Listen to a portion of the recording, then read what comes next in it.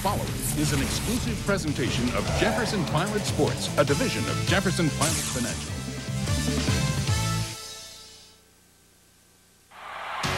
Mississippi State gave their new head coach Sylvester Croom a win in his debut last Saturday against Tulane. It's been a long road for Croom, the first African-American head coach in the SEC. From his childhood growing up during the Civil Rights Movement in Tuscaloosa to being one of the first African-Americans to play for Bear Bryant, to his 28 years as an assistant at his alma mater and the NFL, Croom has been a pioneer just like his father. Now he looks to lead the Bulldog faithful. State will have their hands full today with Auburn. The Tigers come running in with their dynamic running duo, Ronnie Brown and Carnell Cadillac Williams. The two form one of the best backfields in the nation. SEC football from Starkville. It's on the way. Touchdown in your facing. Oh my. Touchdown, Tigers! Go crazy, Cadillac! Go crazy! Oh my. Like Citation off to the races. Touchdown, Tennessee.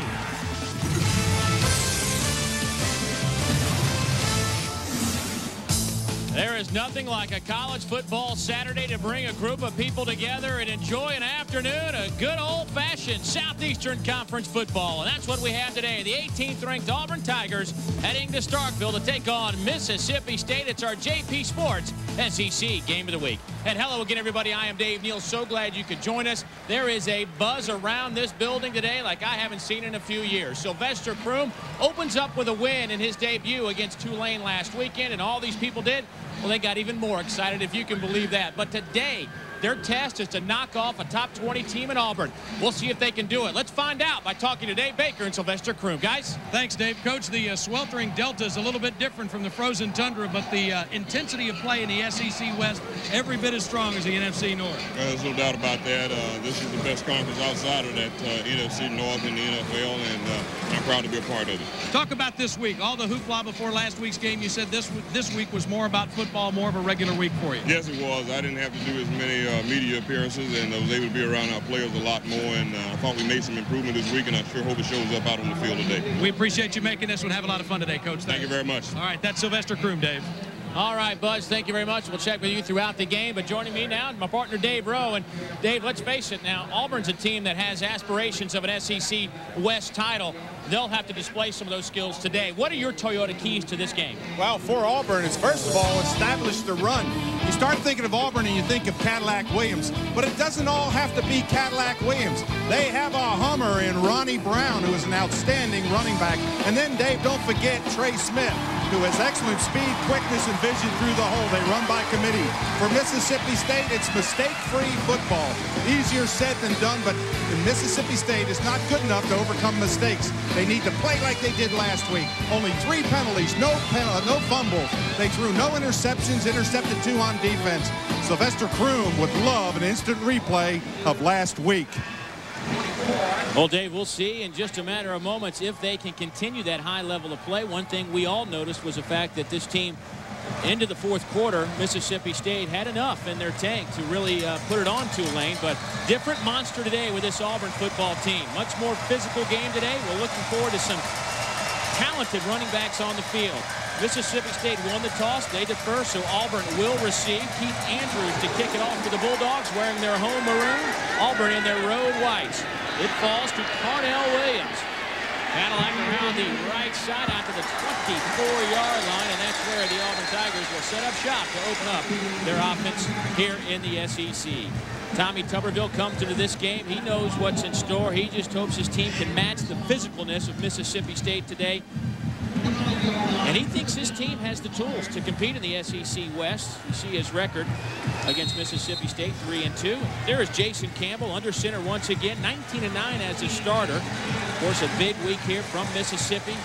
His Jason, his brother played here at Mississippi State. His last chance to face the Bulldogs. So Campbell under center. Ronnie Brown, the single back. He gets the handoff off the left side. Brown out over the 35 to the 37, brought down by Slovakia Griffith, the free safety out of McGee, Mississippi.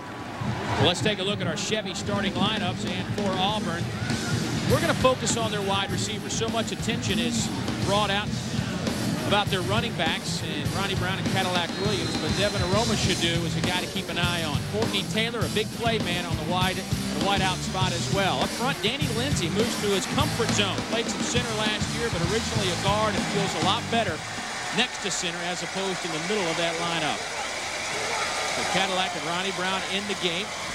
Campbell trying to set up a screen. It goes to Ronnie Brown. He drops the football, but jumps on it at the 38.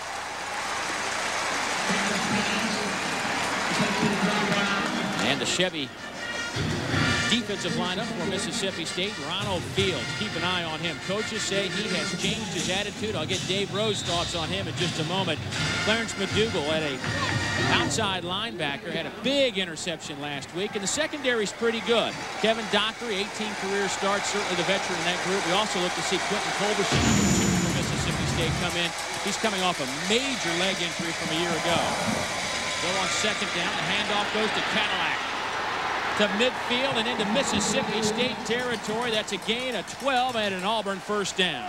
David, Auburn is coming out and attacking at the line of scrimmage. They're splitting the defensive line. They're being able to burst through. You've got to be able, with somebody like Cadillac Williams, you can't let him get right there where he gets that big hole. You see that vision he has? Watch his head twist back and forth, looking for that little seam. There's a seam there. He'll find it. That's why he's great.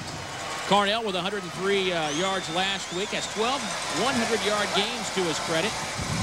Campbell to throw to the outside. Pass is dropped by Courtney Taylor, who had 3 receptions last week. Kevin Dockery on the coverage, but ball hit Taylor, looked like right in the chest. Yeah, that's one of those keep them honest plays. I mean, gosh, you're running the football, and you have to throw it out there. You almost get the feeling, hey, we're run. We got to throw it a little bit. I'd just keep it on the ground because they are controlling right now. They start off controlling the line of scrimmage.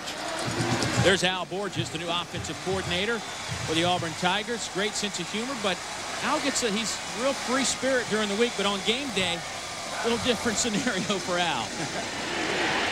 Carnell on the sweep.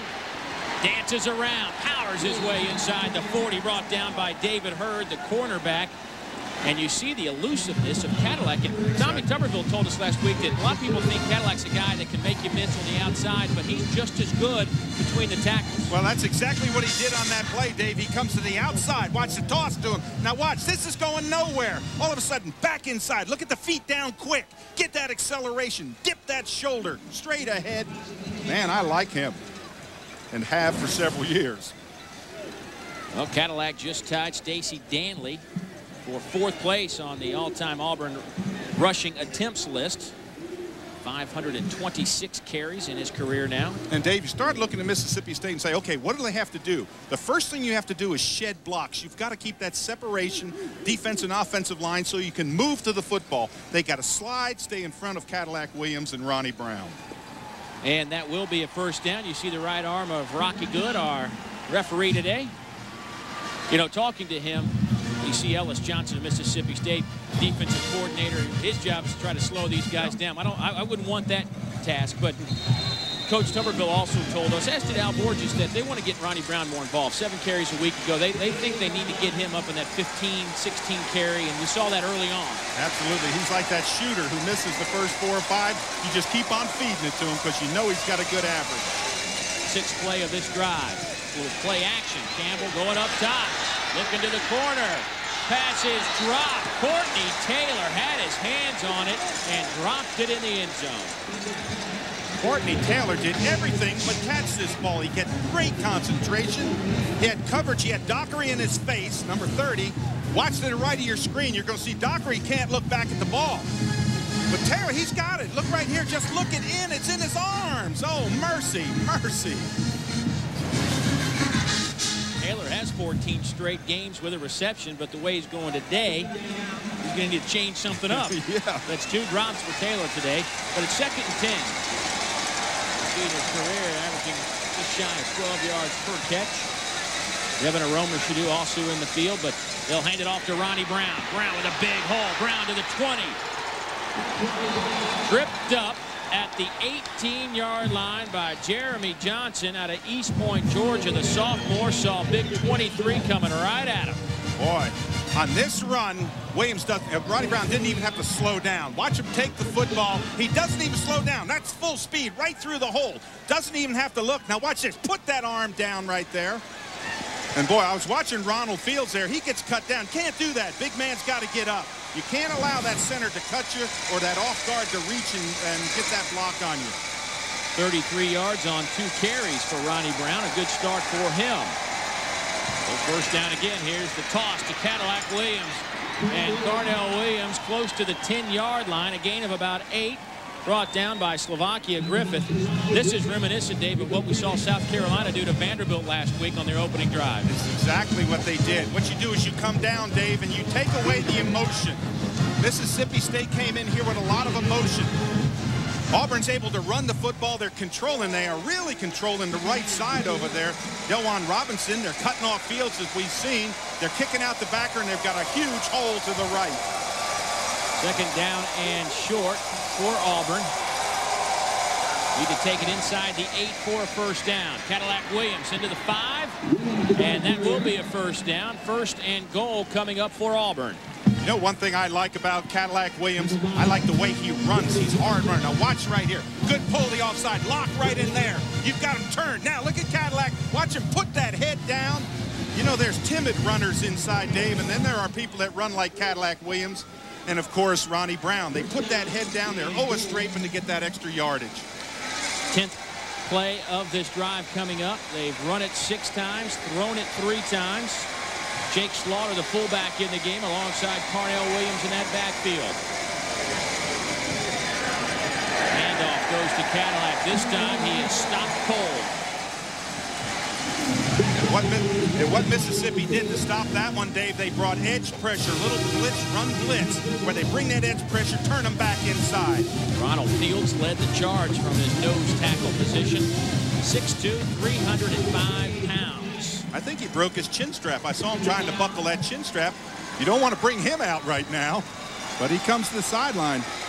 Andrew Powell checks in for Ronald Fields on second and goal. Just outside the 5-yard line. 10-13 and counting here in the first quarter. Campbell to throw over the middle. Pass is caught. Touchdown. It's the big wide receiver, Anthony Mix. 6'5", 240 pounds.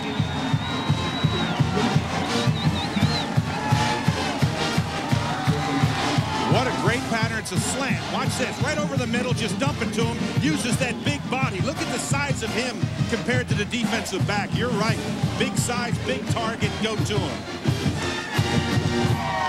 First touchdown reception of the season for Anthony Mix, and the 3rd touchdown pass for Jason Campbell. And John Vaughn's point after is up and good, and the streak continues. 186 consecutive PATs for the Auburn football team. And what an opening drive. What a statement by Auburn on the road in a big SEC West showdown. The Tigers lead the Bulldogs by a touchdown, 7-0.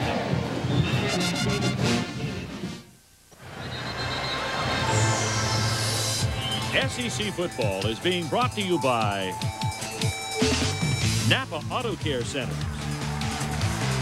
by Chick-fil-A, by Hummer, by Bell South, by Geico, by McDonald's, by Hyundai, and by the Polaris ATV.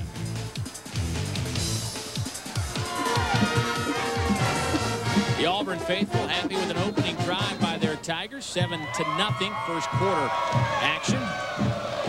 Phillip Yost will kick it off now for Auburn. Sylvester Croom had to watch that lengthy drive by Auburn, but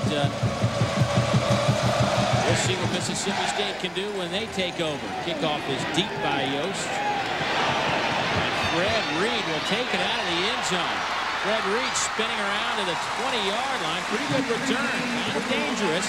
Brought down by Tony Bell.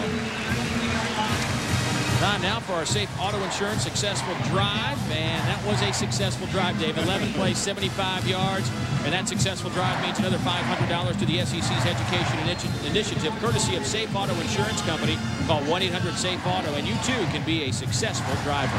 What does Mississippi State have to do? They got to come back and answer. They've got to move the ball. Now, most people would think they'd have to run the length of the field and score. They don't have to do that. What they have to do is move the chains, get 2 or 3 first downs, get some confidence in their offense. Keep that defense off the field for a little while.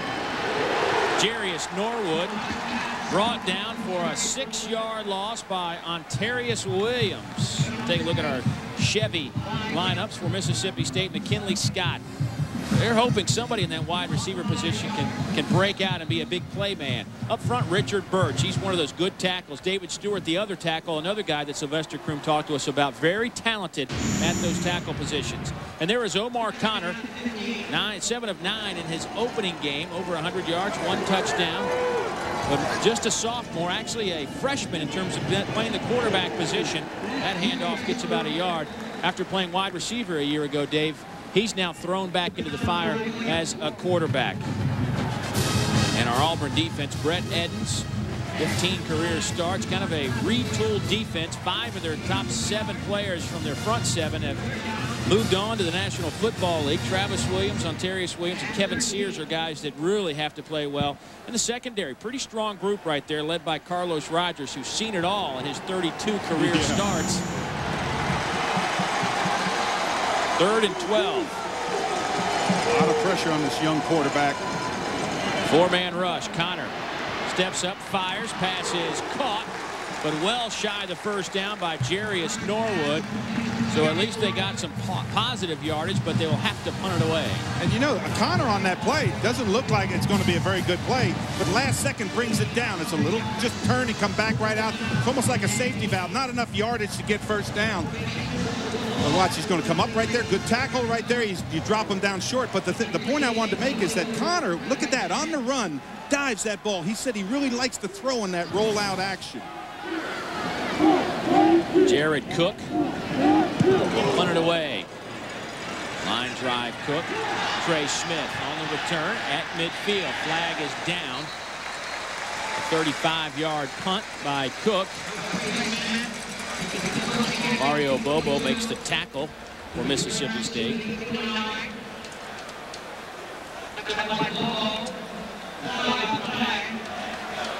Our first penalty today. They played that first series. Auburn did perfect. No penalties. Of course, we talked earlier about Mississippi State. They only had 3 penalties last week. That's amazing. This most likely is the hand in the back. So we see a lot of those. Doing the run back, holding Auburn, number 14. Will be from the end of the run, 10 yards, first down. I didn't see that. Didn't see that play, but we got to step aside. We'll try to find it. We've got all the tape machines and the guys working on it. So they'll back it up with 7:55 to go in the opening quarter. Auburn leading by a touchdown. We'll return after a word from your local stations.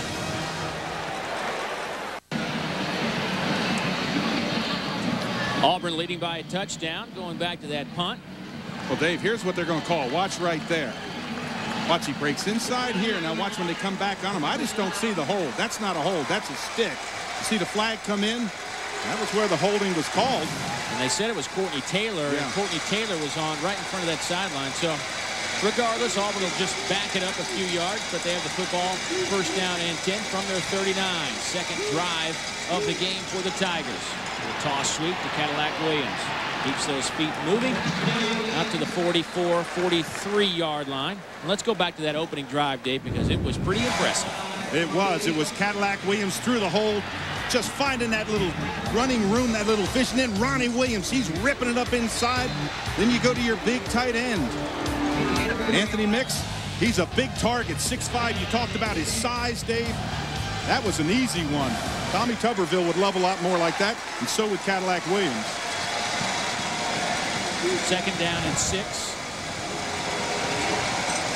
Campbell calling an audible. Auburn will line up in the traditional I. Give it to the tailback, Williams. Cadillac Williams into Mississippi State territory. That'll be a first down. Darren Williams makes the tackle from his strong safety position. Take a look at our Hummer scoreboard. Kansas State falling behind by a touchdown. 16th ranked Iowa out in front early. UCLA putting it on Illinois. Of course, tough night for the for the Neal household as Florida State goes down in flames again. What a record to set. You've lost to the same team 5 times. Campbell, his pass is caught on the outside by tight end Cooper Wallace. About 8 on the catch. Quentin Culberson makes the tackle. And Dave, as long as Jason Campbell can mix up those plays and run Cadillac Williams, then he can drop back there. He's got nobody in his face. If you're Ellis Johnson, the defensive coordinator from Mississippi State, you've got to make some changes. You've got to do run blitz. You've got to get somebody in the backfield to disrupt them because they're getting to the hole. Cadillac Williams is getting to the hole at full speed. He's not having to break off and run around any blocks. Jake Slaughter, the fullback, back in the game to lead. Cadillac Williams off the left side, inside the 30, another first down. Quentin Culberson makes the tackle. Mississippi State thought that Williams bobbled the football and perhaps fumbled it. Watch this again. Watch the head. You see the slice. He runs under control. He gallops in there. There's the bobble. Oh, that ball was out. It was loose, no question. Yes, sir. Yes, sir.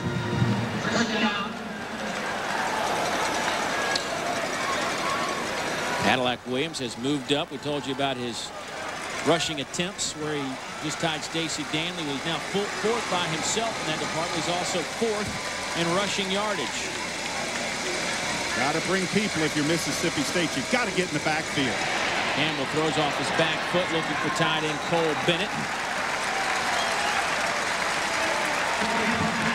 Well, we're looking at 2 West Coast offenses, and for more on that, let's go down to Dave Baker with our Alltel sideline connection. Buzz. Dave, you know, with so much running on the part of Auburn early on, you might think, what West Coast? But the West Coast was initiated by Bill Walsh.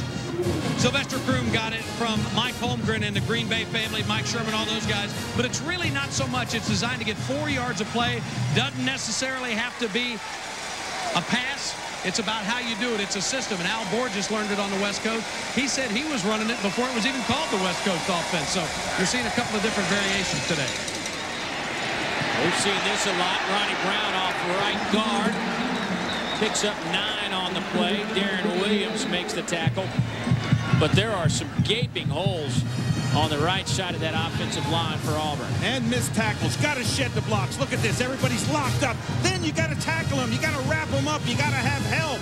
You can't wait for a defensive back. When you stick them, you got to get those arms around him. Auburn averaging almost 7 yards per play in their opening 2 drives. 3rd and very short. Wallace in motion. Ronnie Brown powers his way for the first down at the 18-yard line. Ronnie Brown so far today with 4 carries, 44 yards. Cadillac Williams, 8 carries, 61 yards. Well, they are just eating it up, Dave. And I'll tell you how demoralizing this is. If you're on the defense, you're standing in there going, something's got to help, and something's got to help. Look at the number of plays. Last year against Mississippi State, Auburn ran for 405 yards. Wow. And you got to do something to mix it up. You got to get penetration. Little toss sweep again to Carnell Williams. Cadillac still on his feet. Bounces to the outside, trying to catch the corner, just shy. It'll be 1st and goal for the Tigers. Clarence McDougal tripped him up just shy of the goal line. Good block in the front. Ronnie Brown gets an excellent block. He gets it on Rico Bennett. Watch Ronnie Brown, 23. Kick him out. And then Cadillac just takes it back inside. Kick out block. We didn't really see it on that shot. But again, then Cadillac makes something happen. See the switch from the right hand to the left hand? It's almost automatic.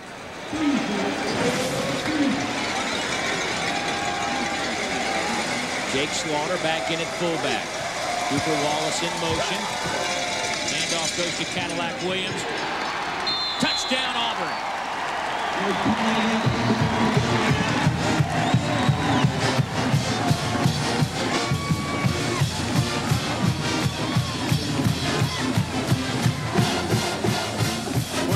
Credit to the big guys up front. Reddick, Lindsey, Engel, Grubbs, and McNeil controlling the line of scrimmage, blowing them off. Look at the maroon shirts going back. They're catching, and Cadillac just keeps on twisting and turning, finding that extra yardage.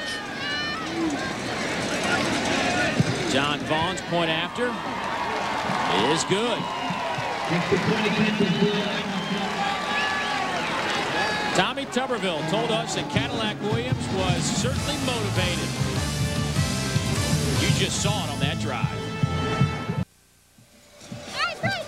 18th ranked Auburn leading Mississippi State 14-0. Behind the running of Ronnie Brown and that man, Cadillac Williams. Another impressive drive. This one 61 yards and it ate up 3 minutes and 41 seconds. Phillip Yost to kick it off.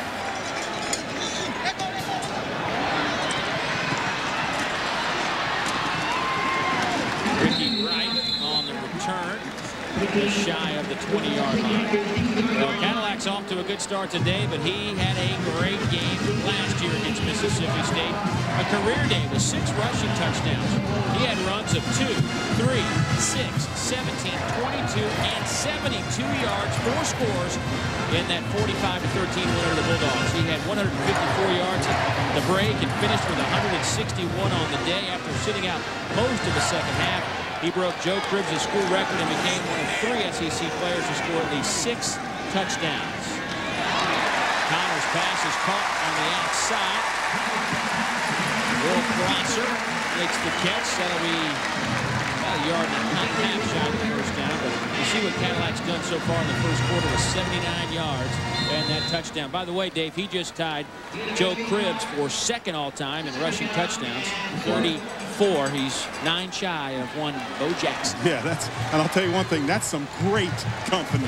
Great company. But right now, Omar Connor needs some great company. He needs to find some wideouts, needs to move those chains, needs to take pressure off his defense. There's Norwood. Look at Jarius Norwood run. Picks up the first down, and that'll get the Mississippi State crowd back into it. Will Herring and Montavis Pitts combined for the stop. Move the chains. That's what you have to do. You have to move the chains, young man. I really loved his attitude talking with you, Dave, yesterday. He said, I'm the man. I want to be in charge. When I asked him, I said, what do you like about the West Coast offense, talking to Omar Connor? He had a big smile on his face, and he paused, and he looked at him and says, well, I get to be the man. And he went on to elaborate how important it is to be a leader on this team and a role he cherishes. Norwood on the toss sweep, picks up about 3 on the play, and he's a young man. He's just a sophomore, grew up 15 minutes from this stadium, and you know, he's a young man, but yet I think he knows what his role is, and to be able to work with Woody McCorvey, the offensive coordinator, and Sylvester Croom, they really feel like they can mold Omar Connor into the kind of quarterback that they want for this, quote, West Coast offense. Well, they're not going to let him panic in this situation. This is a learning experience. You're only down 14 points. It's early. Don't give up. Connor to throw. It's T. Millens, who's actually getting his first time on the field in 2004. Montavis Pitts makes the tackle. But T. Millens, a young man that really needs to show the coaches something today if he wants to continue to see the field. Yeah, that's that three-step drop back, find your wide receiver, just pick up positive yards, move the chains, brings down a 3rd down and 7. Now, if you're Connor, don't force the football. Don't look into where it's trouble. If he's not open, he's got the talent to bring it down, scramble, and pick up that 1st down. I think this is a real big first down. 3rd down and 5. Out of the shotgun. Connor to throw. Has his fullback Jones wide open. Jones reaches, and he might have gotten it. I think he'll get the first down. Ontarius Williams makes the tackle, but I think Jones had just enough. Watch this, just drag out to the outside. Now look the ball in, know where that first down marker is, and watch this stretch. He does. He stretches just enough to get that first down. And you talk about excitement. Look at this. This is what you want on your football team. You want excitement. Connor was the first one over there to congratulate him. Well, it's 1st and 10 as we move toward the end of the first quarter. Here's Team Millens. One-on-one. Nice move. Millens near midfield. Picks up 7 or 8. Junior Rosegreen drags him down. But you see why the coaches want Team Millens on the field. He can change a game, but they need to have a better attitude out of the young man. Our Hummer scoreboard. Duke leading by a touchdown. Nebraska trailing early to Southern Miss. You knew that was going to be a tough game. And Wisconsin with an early safety on UNLV. 2nd down and 4. Red Reed in at tailback. Omar Connor's pass is complete over the middle. That'll be close to a first down. McKinley Scott got popped but made the reception. And Dave, look at the confidence on Omar Connor. Walks over the sideline, calmly looks at the coach. Comes back to the huddle and takes charge. That's what they want. He needs to be a leader in that huddle. He's got good vision that time. Find that little 4 or 5 yard pass, dink it down to him, move the chains. And you hear the crowd because they just saw Rocky Good say first down Mississippi State. Well, the interesting thing in talking with Sylvester Croom there yesterday, he said, I can't wait until Omar Connor's a senior. He said, you are going to see a sight in the SEC if that young man matures and picks up the game like I believe he will. And timeout taken by Mississippi State with 8 seconds to go in the quarter. That's a tough timeout to burn. We'll step aside after a message from Auburn and Mississippi State. There's Bully on a hot afternoon in Starkville. Dave Baker will be in here before the end of the game. Air conditioned. Weird timeout, Dave, with 8 seconds to go in the quarter. Well, they didn't have enough time to let the clock run down and run the quarter out, so they had to call a timeout or take a 5-yard penalty. Didn't want to do that. Cotton lofts it up. Looking for Will Prosser. Out of his reach. And you know, that's a good play. Going deep to Will Prosser. You go deep, just try to keep that defense loose. Closed captioning for SEC football provided by Nissan and your Nissan dealer.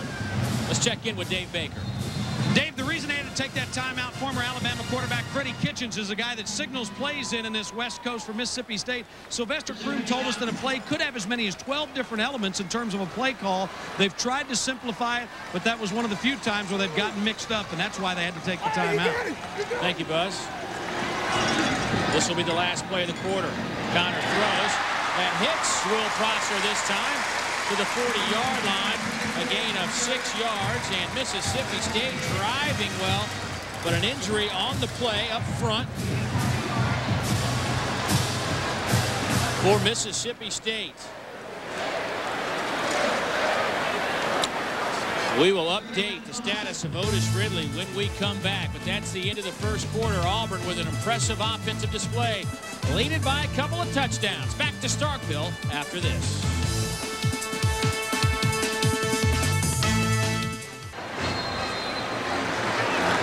Another great crowd on hand at Scott Field, Davis Wade Stadium. I told you Otis Ridley went down with an injury, and the doctors are checking him out, looking at his leg, and Will Rogers checks in for Ridley.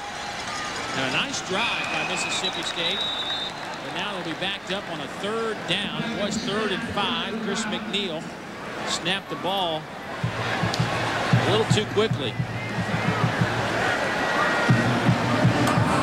Dead ball. Ball starts. Number 50. Offense. 5-yard penalty. Repeat. 3rd down.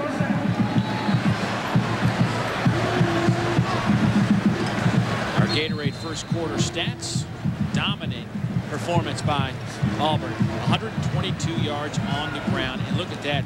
8.5 minutes. This drive by Mississippi State, Dave, even if they don't pick up points, it's been a relief for a defense that got pounded the first 2 times Auburn had it. Absolutely. You got to be able to move the chains. You got to take pressure off. Big series here. 3rd and 10. Connor drops a football. It's on the ground. I think he recovered it. But that'll bring up a 4th down situation. Boy, and Auburn came with a lot of pressure that time. Collapsed the pocket. Watch the number of people. Jay Ratliff, 83, is the one that's going to get him. Look at him working through there. Ripped the ball out. Excellent play by the big defensive lineman. 83, watch him here. Roll off, get that hand in there. That's what you want to keep on doing. Working to the ball. And, hey, heads-up play by Connor. Look at the ball. Don't take your eye off it. On the line against the offense. Penalties decline. Be 4th down.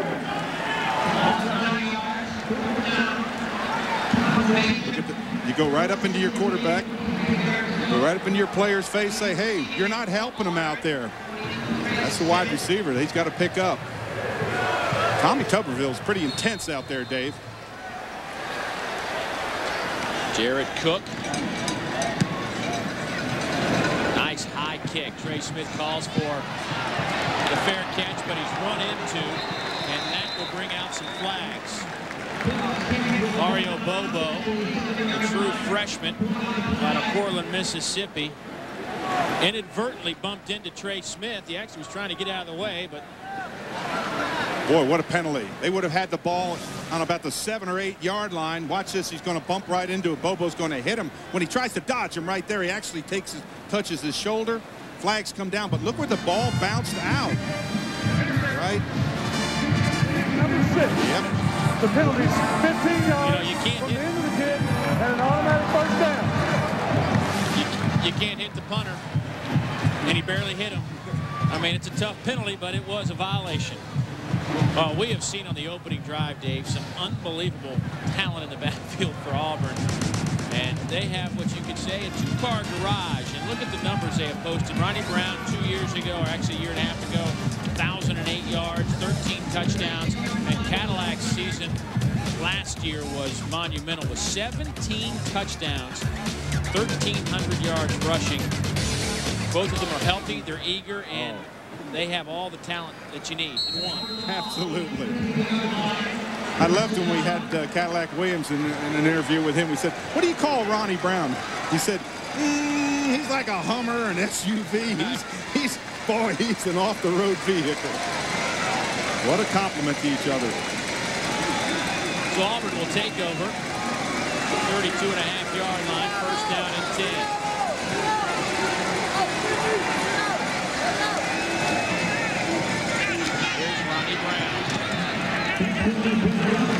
Out to the 37-yard line.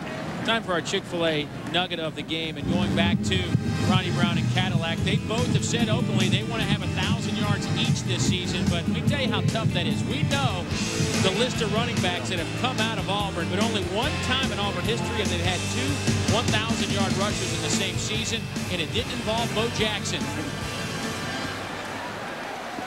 Cadillac Williams just hobbles off to the Auburn sideline. Ronnie Brown stays in. Here's a little reverse. Silas Daniels nowhere to go. Well played by that Bulldog defense. Marvin Birdsong makes the play. Willie Evans didn't make the tackle, but he turned it back. 36.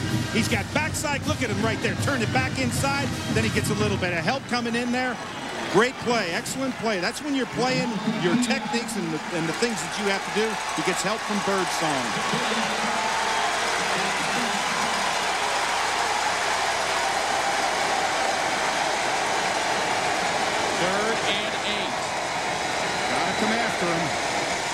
Here's the pressure.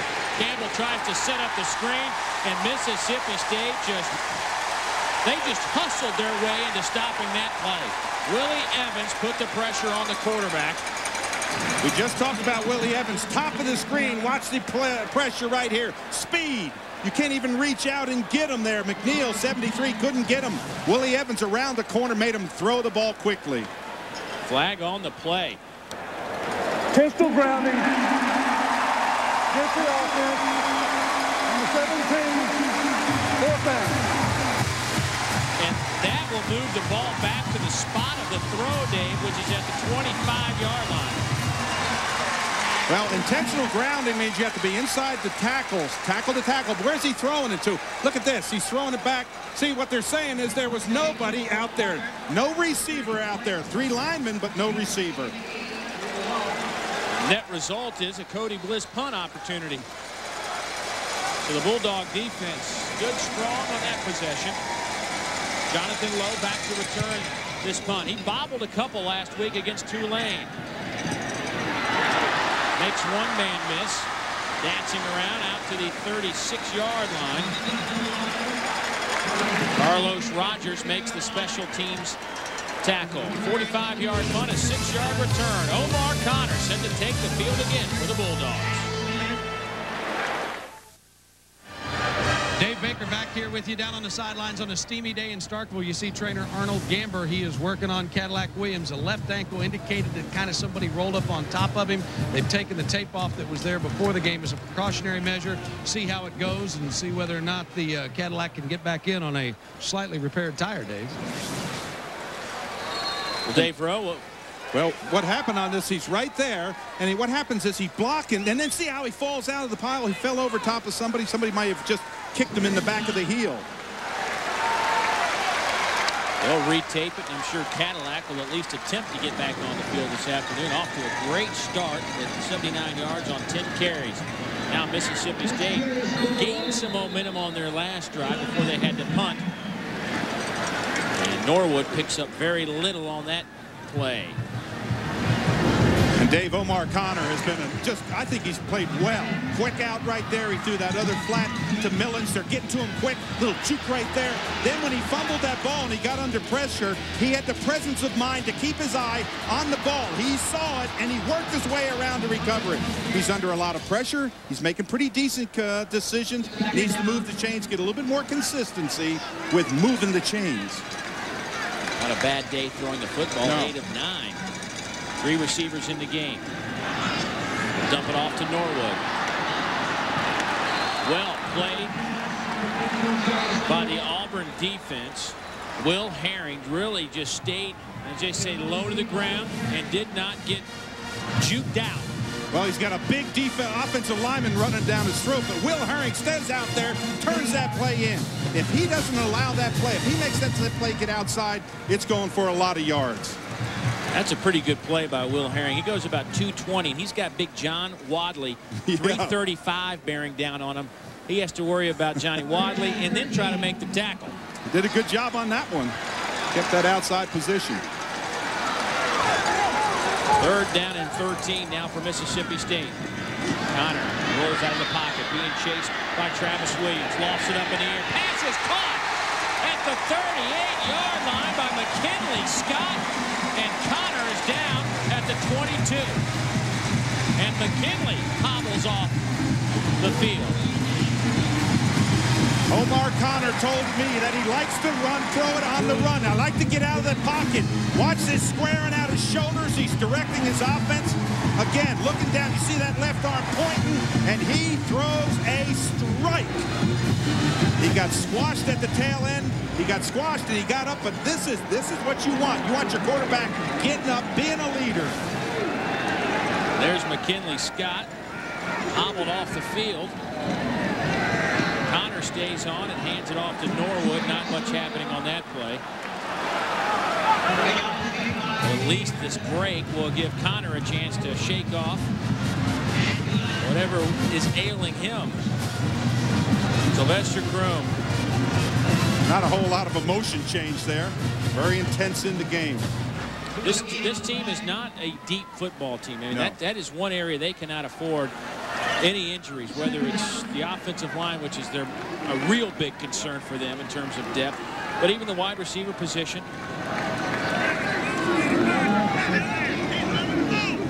Connor all day rolls left. Will take off and get to the 32-yard line. That'll be a few yards shy of the first down. Kevin Sears chases him out of bounds. Boy. Connor just uses that backside. They didn't contain him.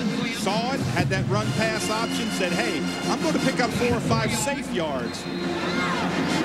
Omar Connor just down the road. Grew up just down the road at Noxubee County High School, about 15 minutes from here. I looked at his high school numbers, 9,500 total yards and 110 touchdowns. Wow.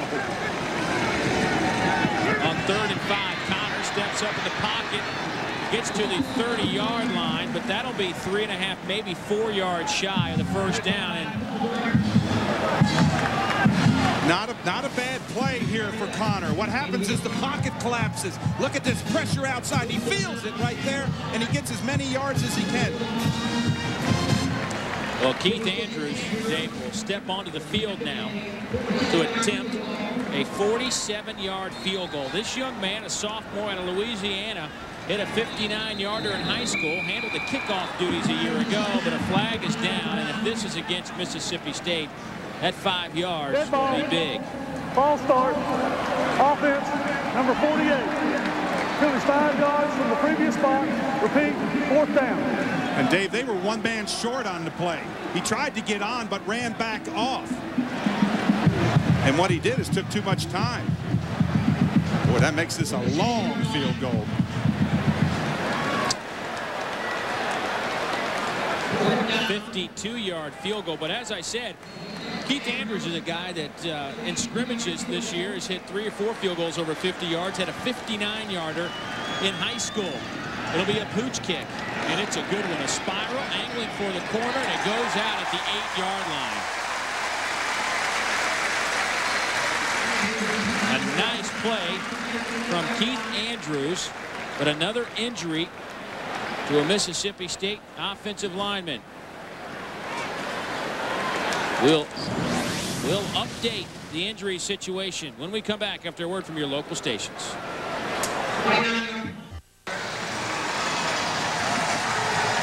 SEC football is brought to you in part by Toyota. Well, Dave Rowe, we pooch kicked it just a moment ago before we went to break. Why would you not do that knowing that you have a kicker that can kick it from 52? I like the call. He's challenging his defense. They played well. They pushed it down inside. He doesn't want to give Auburn the short field. 50-yard field goals, those are not easy. So it's a good call, and it was an excellent result. Well, Cadillac Williams back on the field. Ronnie Brown gets the carry, however, picks up 3 or 4.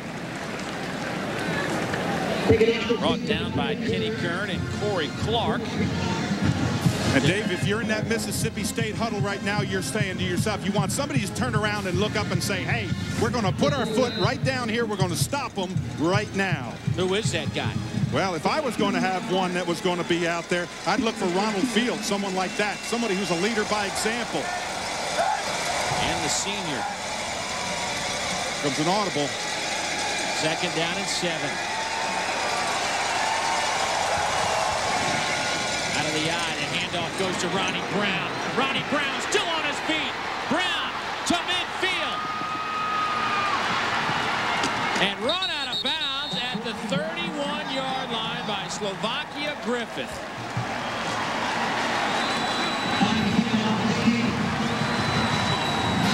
Dave, this is just an outstanding block up front by the offensive line, and Ronnie Brown seeing the hole. Watch in here. You're going to see the slide right in here. Look, there's the block inside. They've got him all walled outside. He's coming to get him, and look at this. All he has to do, he runs through a tackle there. That's Marvin Birdsall, number 32, and then it's just a foot chase here. Just great vision downfield, explosion. A gain of 59 yards. I don't think you can compliment backs as well as they do. Ronnie Brown and Cadillac Williams. Here is Cadillac with the carry. Ronnie Brown up over 100 yards. That's his 5th 100-yard game in his career. Michael Hurd makes the stop of Cadillac Williams. And you know what's interesting about 100 yards? Everybody say 100 yards in a game. That's a great mark. These guys are getting it in the first half. Well, I mean, when you're running like that. Carnell Williams now with 84 yards. A couple of tight ends in the game. Single setback. Cadillac Williams, tight end split out. And the ball is just flat out dropped by Silas Daniels. You know what I think I would do if I was Mississippi State? I think I'd crowd the line. I think I would stop the run, and I would make Jason Campbell beat me, because Jason Campbell's not getting a fair move right now. His wide receivers are dropping balls. So I'd take that element away from him, and I'd force him to run. See if that's not what Sylvester Croom and his staff do. Hey, come up, crowd the run, stop something. 3rd down and 5 now for Tommy Tuberville's Tigers. Ball 6 at the 25. Williams the tailback. Bunched up formation. Campbell to throw. Hit as he lets it go. Wide open. Ben Obamanu. Touchdown Auburn. 25 yards. And Jason Campbell slow to get up. He got crushed on the play. He stayed back in the pocket. He kept on looking across, looking across. It's a crossing pattern from right to left. Look at this. He's going to get hit, and he gets smashed. Obamanu came a crossing pattern right there. Outran the coverage, and he made him pay. Jason Campbell said, hey. Campbell never even saw the completion. And I got to tell you something. Tommy Tuberville was about 20 yards out on the field, having a little conversation with our officials today. He thought there was a late hit on Campbell. No flag was thrown. Jason Campbell being looked at. Left hand might have gotten sandwiched. A 93-yard drive for the Auburn Tigers. 25 by way of the air. 68 by way of the ground. It's a 21-point lead. 21-0. Let me give you Auburn's yardage on their last 6 scoring drives dating back to the opener last week. They went 71 yards, 65 yards, 70 yards. Today it's 75, 61, and 93. That's putting it together. Absolutely. A little different scenario than the opening 2 weekends a year ago for this Auburn offense. Fred Reed takes it out to the 21-yard line. But it was a magical time here in Starkville last weekend. And after the game, Sylvester Croom gave out a game ball. I'm going to give this ball, this game ball, to a guy who's the reason I'm here. He gave me a chance to be with you. And that's what I wanted for 28 years. And he had the confidence in me to give me that opportunity. This game ball goes to our AD, Larry Temple.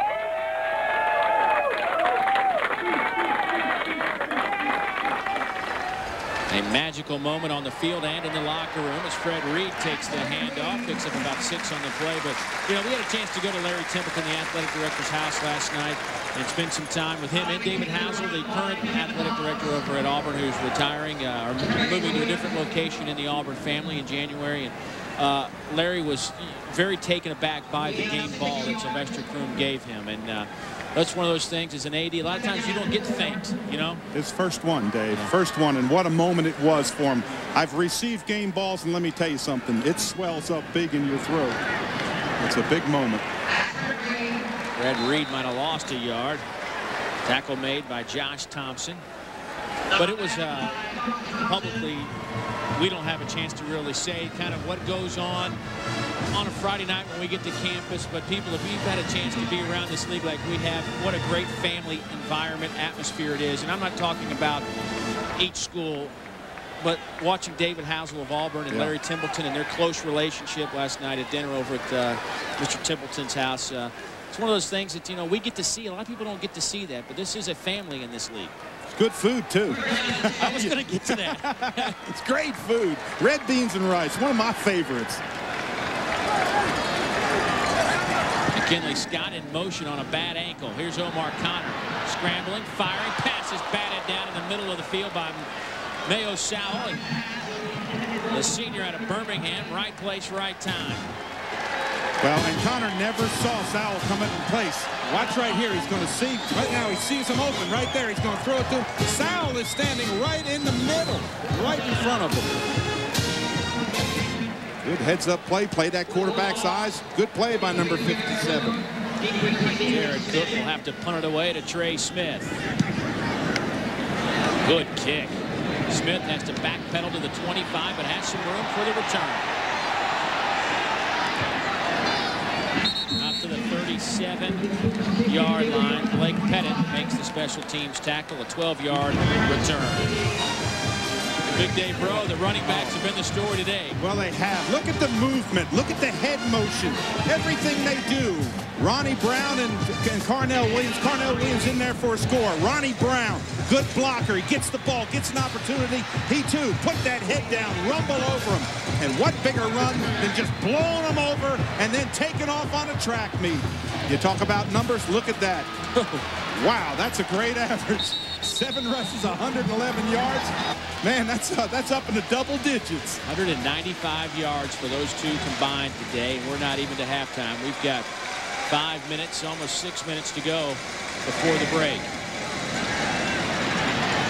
Flag down at the 38-yard line as Ronnie Brown takes the handoff right in that holding area. Yeah, backside. You know what happens on that play? You're an offensive tackle or a guard. You're on the backside, and you're trying to get that cutoff block, and you reach out and grab, and that official always sees it. Holding against the offense. Number 68. The penalty 10 yards from the previous spot. Repeat, first down. Third penalty of the day against Auburn. Last season, Auburn, not a very penalized team. They finished third in terms of fewest penalties in the league. About 50 yards a game. Mississippi State, they were 11th. They averaged about 72 yards a game in penalties. I think that's one thing that Sylvester Croom talked about with his team. He said, hey, we were great last week on penalties. Tommy Tuberville stresses the same thing. You don't hurt yourself. Don't do those penalties. They're usually just wasteful. Quick drop for Campbell. Pass batted in the air and it falls incomplete. Pass was tipped by Kenny Kern from the middle linebacker position. Kenny, the junior out of Clarksdale, Mississippi. How did he miss this? Watch Kern, 52, right there. Watch him move to the ball. He's got it right in his hands. He's got nothing but daylight in front of him. All he had to do is look it in. That's the difference between getting back in the game. That could have been huge. That's one of those you say that you got to make that. Yeah, absolutely. Got to help your team out. Jake Slaughter, the fullback, back in front of Carnell Williams on a second down. And very long. Cadillac Williams stays on his feet out to the 38-yard line. Kenny Kern finally drags Cadillac Williams down. That'll bring up a third down. Dave, you've got to get off blocks. You see how they're just locked up there? They're just locked up one-on-one. When you lock up, and Ronald Field doesn't even see the play. Look at this. He's down. He's got his head down. The ball runs right by him when he's up spin. You've got to push that man down, slide to the ball. He's a much better football player than that. I like his attitude. He's got to move to the ball better. Third down and 8. Aromashodu moves into the backfield, then comes in motion to the near side. Campbell will throw. Pressure coming. Lofts it up. Dropped by Aromashodu. The junior out of Miami hit him in the hands, and that's about the third or fourth drop pass today by Auburn receivers. Unbelievable. That's why I said I would put it in the hands of Jason Campbell, because his wide receivers, not that Jason Campbell's having a bad day, but his wide receivers are just dropping balls left and right. Jason's having a good day. Well, and you know, I've liked Jason Campbell since he came in. He's a big, tall senior, throws the ball well, got good touch. But the Bulldog defense stops Auburn on that possession. 4:37 to go before the break. Cody Bliss to punt it away. Jonathan Lowe will come up to field the punt and drops it. Loose football, and Mississippi State recovers it at the 20. And that is the third time in the last game and a half that Jonathan Lowe has bobbled a punt. Well, coming up next Saturday at 12:30 Eastern, 11:30 Central, Vanderbilt heads to Ole Miss. Both the Commodores and the Rebs looking to bounce back from opening game losses. Ole Miss has a 4-game winning streak in this series. Vandy and Ole Miss on the JP Sports SEC Game of the Week, Saturday, 12:30 Eastern. And you can log on to jpsports.com and click on the Regions Bank Road Trip Planner for the quickest routes and all the information you need traveling around the SEC. Out of the eye, kind of rolls near side, lofts it up. Nice touch on the pass. Out over the 20 to the 25 as Eric Butler, the tight end, works his way. And a hard-fought 5-yard pickup. But it's 5 positive yards. Sylvester Croom told us yesterday that what you have to do the last 5 minutes of the first half and the first 5 minutes of the second half, that's the most important. Gain of 5 yards.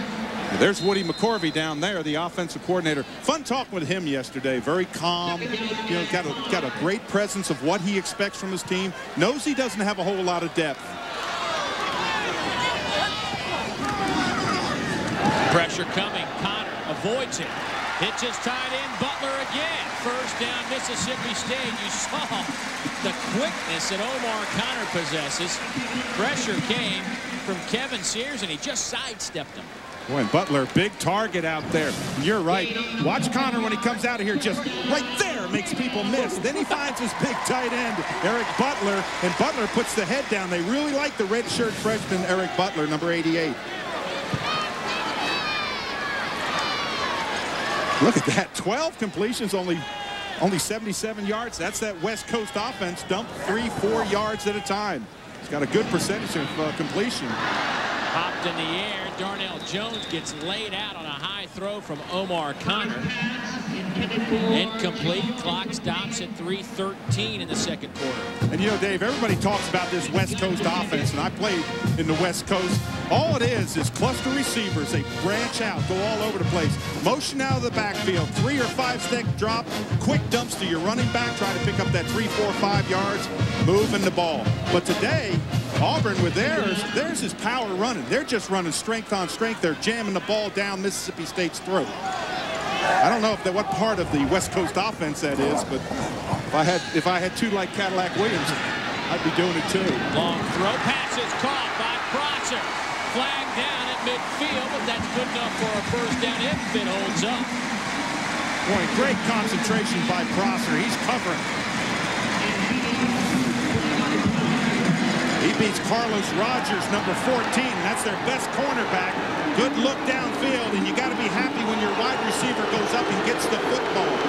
Again, good look downfield, but it may be coming back. Did he push off?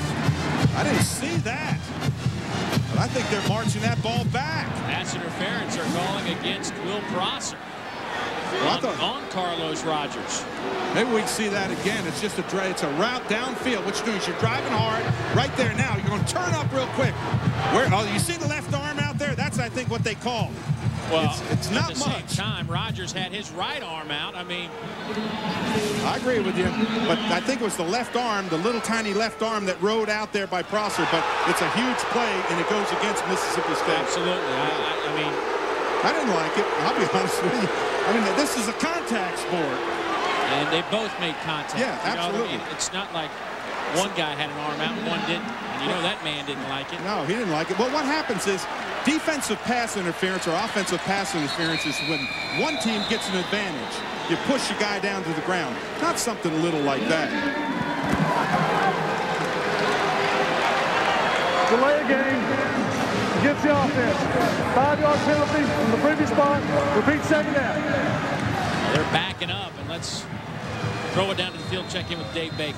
Dave, yesterday we heard the coaches talk about how fragile the mindset of this Mississippi State team was. Last week they thought they had returned an interception for a touchdown. It got called back because of the inadvertent whistle. Here now they get the bad call on the offensive pass interference. They immediately follow that up with the delay of game call, and this will be a key play mentally for this team. Well, it's 2nd down and 30. I don't know if you draw these up in the playbook, but we'll see what they have in store. Connor over the middle. Prosser makes the catch this time. No flags out to the 29-yard line. So they pick up a relatively big chunk, but not nearly enough. Kevin Hobb makes the stop. What he does is he's going to come crossing over the middle. Watch this. Come across the middle, and then it's a dart right into him. That ball was on a rope. When Connor delivered that football, he threw it in there. You better catch it or it's going to stick in you. But Prosser makes up for what could have been a huge play that went against him.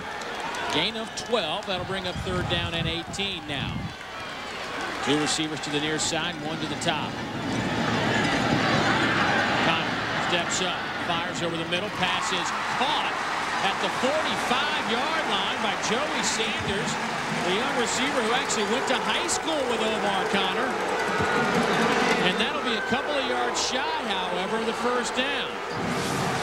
Quarterback pressure, but Connor stays in there. But look at this concentration by Joey Sanders. He's got a defender right on him. Great concentration. No flag on that one. I wonder if there could have been a flag on that one. Looked like a little rip on the backside of the shoulder there. Good look downfield. They really got themselves out of a deep hole. That could have been a first down if they throw the flag on that particular play. Cook's punt. It's at the 20 and bounces down inside the 10, inside the 5, at the 1.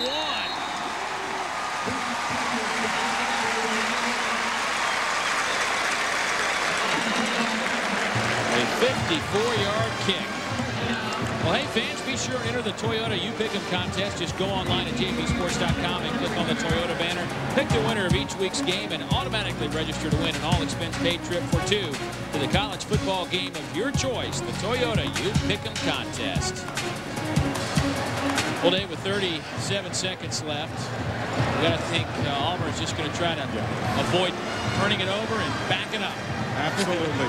This is just put your head down, call those big offensive linemen, blow them off the line, try to just not get stopped in the backfield. Go in with that big lead.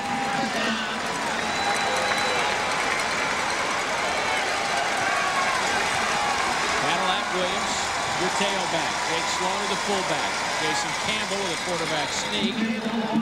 Clock moves, and by the time they set the play clock, that may be enough to get Auburn to the locker room. And it will be. 20 seconds to go. And the play clock just started. So Auburn will take off tonight. Really a brilliant running game display today. Ronnie Brown, 8 carries, 112 yards. Cadillac Williams, 12 for 95. Omar Connor showed us he's got some tools as well. But Auburn with a 21-0 lead at the break. A pretty awesome ground game display by the 18th ranked Tigers, trying to go to 2-0 and open up with an SEC Western Division win with 2 quarters to go.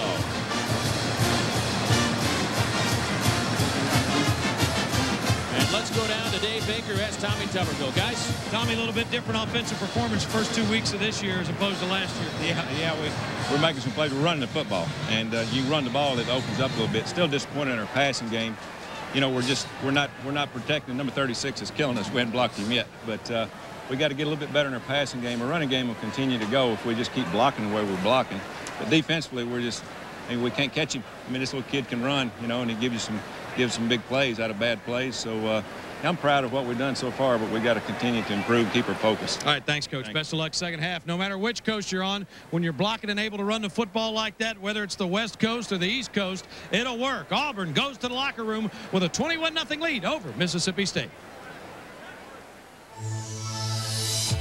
SEC football is brought to you by the Polaris ATV,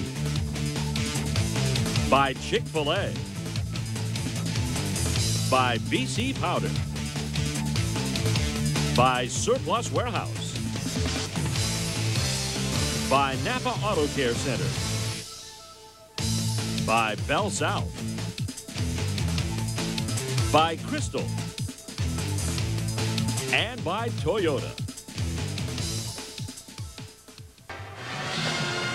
It's not what the home folks had hoped to see. It has been a dominating first half performance by the visiting Auburn Tigers.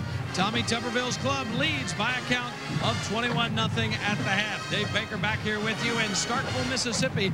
It is a hot afternoon, a little breeze blowing right now, but fatigue will certainly be a factor. And the Auburn Tigers have kept the heat on the Mississippi State Bulldogs all afternoon. They have done so on both sides of the football.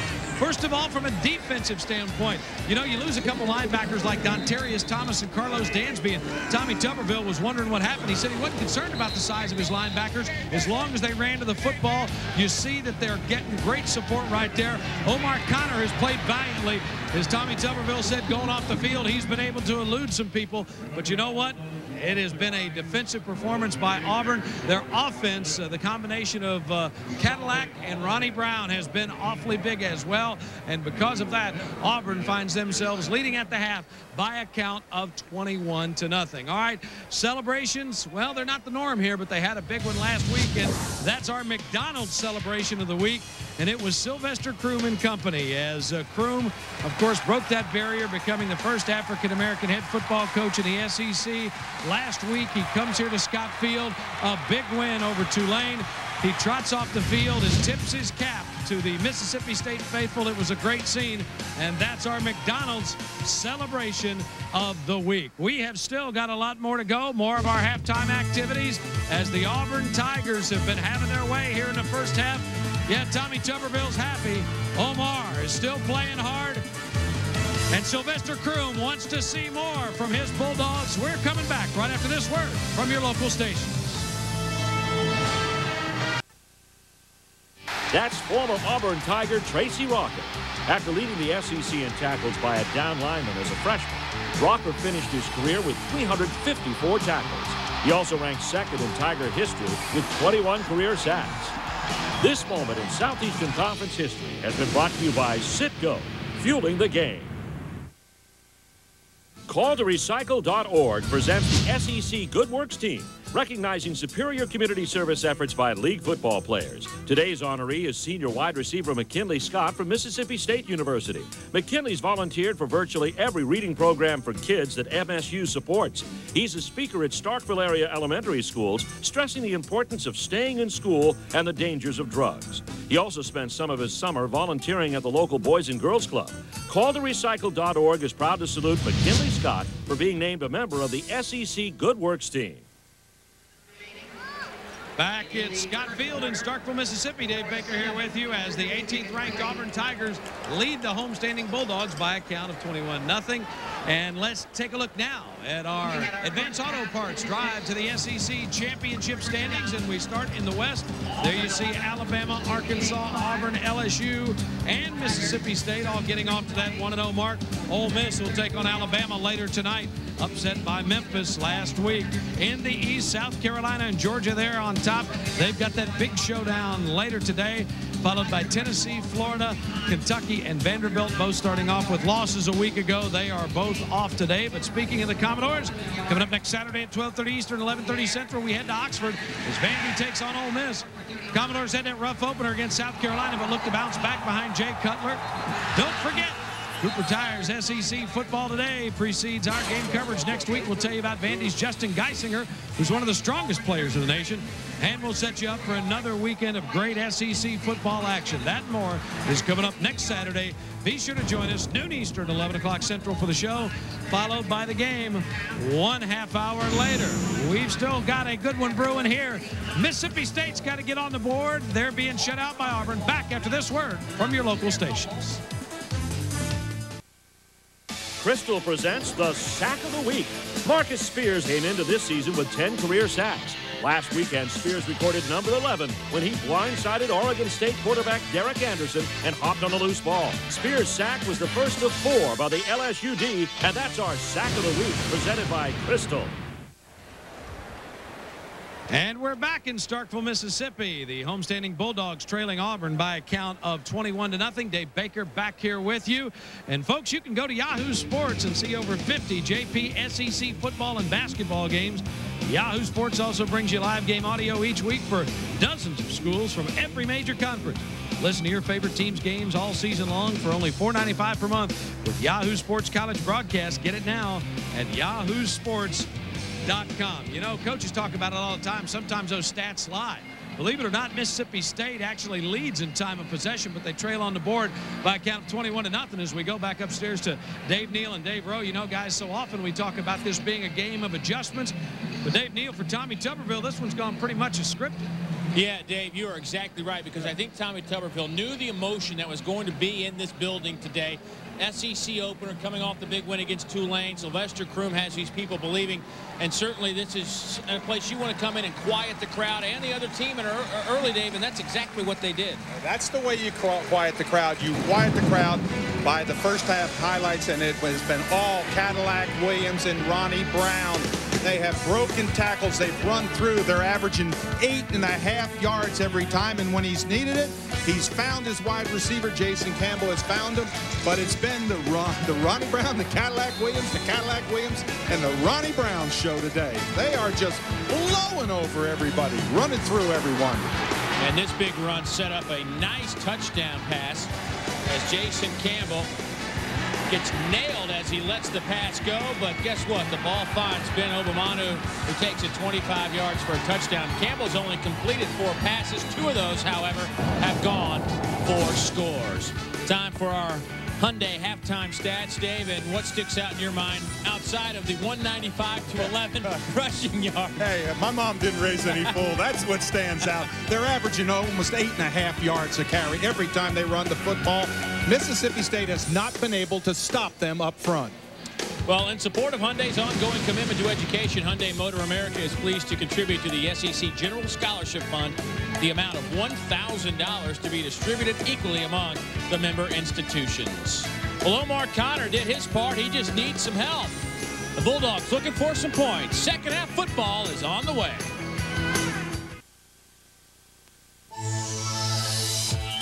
SEC football is being brought to you by Advance Auto Parts, by Pontiac, by Pizza Hut, by Safe Auto Insurance, by calltorecycle.org, by Sonic Drive-Ins, by GMC, and by Citgo.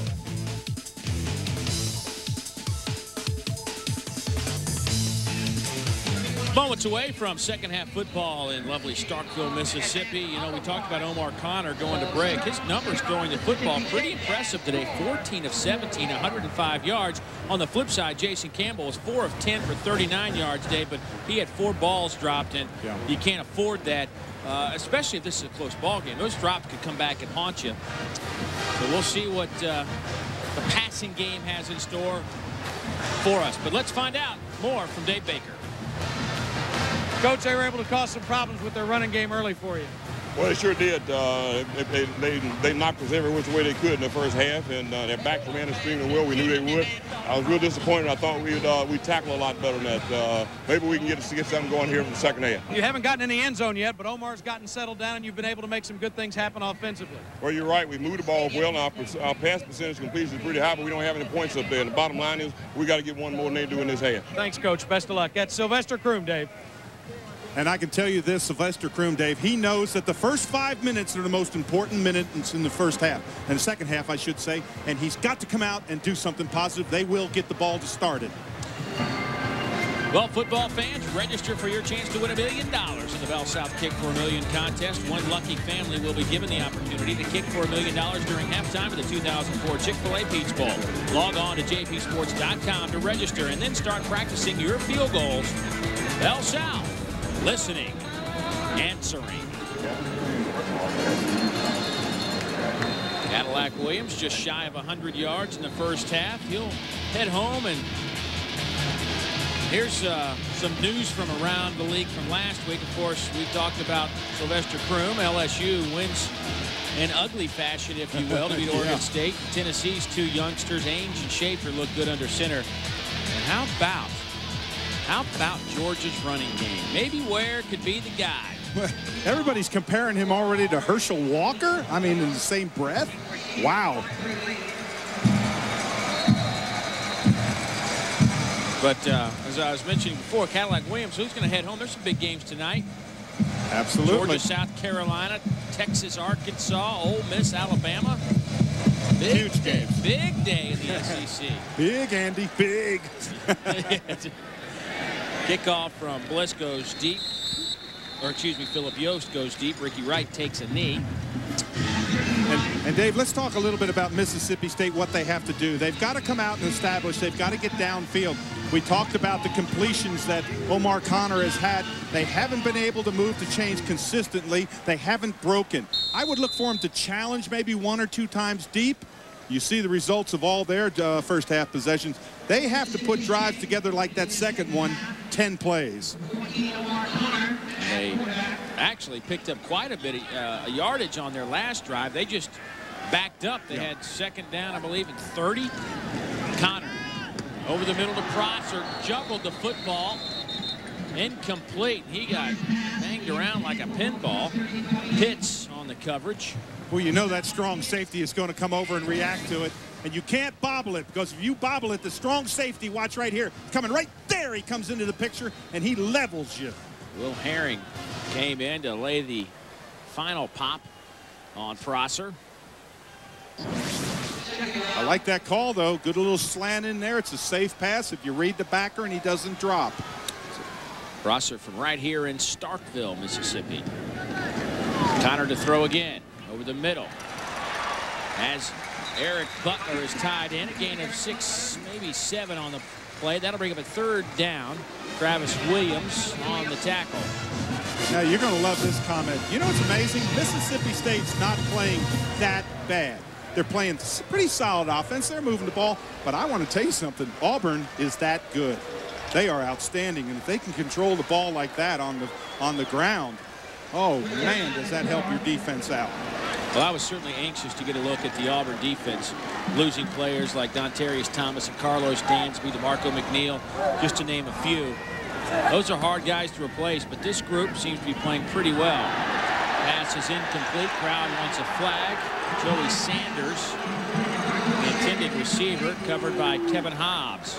That'll bring up a 4th down and punting situation. Not what you want if you're Mississippi State.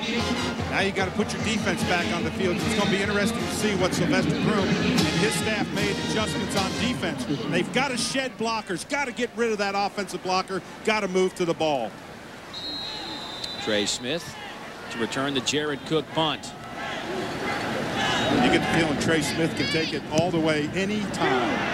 Bad kick, shanked it out of bounds at the 45, right in front of the Auburn bench, and so a short field coming up for the Tigers. We'll log on to,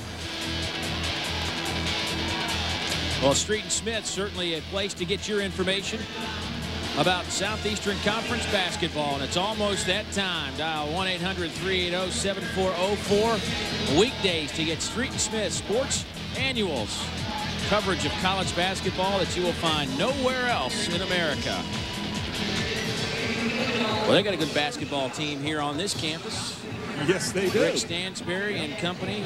We'll see the return of Lawrence Roberts, who thought about heading to the NBA, but stuck around. And this Mississippi State basketball team ought to be a top 10 team in the preseason rankings. And here's a top 2 or 3 running back in the country, if not the top, in Cadillac Williams. Absolutely. You talk about running the ball with control. I love the way he switches arms back and forth, just uses the field. He's got a bounce in the step. Remember a couple of years ago when we saw him get hurt, that devastating knee injury. I want to tell you something. He doesn't have any signs of that. Look at those touchdown drives. 75, 61, and 93. It was feast or famine.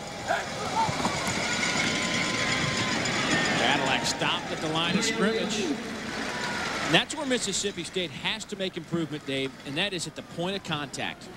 Absolutely. That time they got penetration by number 36, Willie Evans. Top of your side. He's going to come down. Look, come right down the line. Get it, squeeze it, get inside. They got good penetration. They had Robinson, 98 up there. Brought Willie Evans, 36 around the line. Yeah, it's funny. Coach Tuberville said that they haven't stopped Willie Evans all day. Well, one of the reasons why is nobody was there to block him. No. Well, you think the play's going to get to the line faster than he can get there, but he's got great speed. Pass is caught. Near side.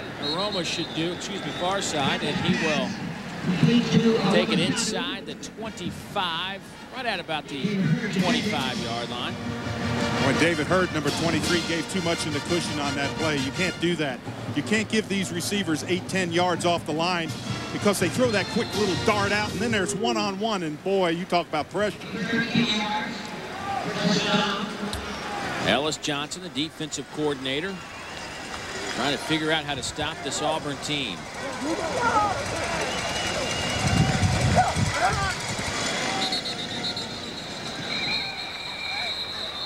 Cole Bennett, the tight end, might have popped up before the snap.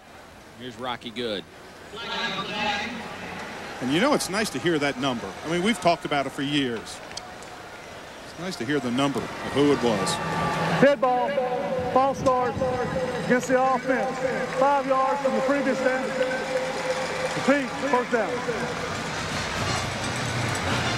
Well, you can win a brand new Polaris ATP 500, the exceptional all-terrain pickup with twice the hauling capacity of most ATVs. The lucky winner and a guest will also join us at our final SEC football telecast of the year. For details and to register, log on to jpsports.com. Polaris, the way out. Williams churning, staying alive, gets back to near the first down stick. But I was chuckling because you were just talking about it's nice to hear the numbers, and Rocky Good left it out. I know, he didn't say the numbers. I mean, I saw who it was. It was a tight end. Good night. I didn't want to mention this. Now I'll start mentioning if Rocky doesn't say who it is, I'm going to say who it is. Yeah, I was just giving that. That's a new rule this year. Right. Announcing the number.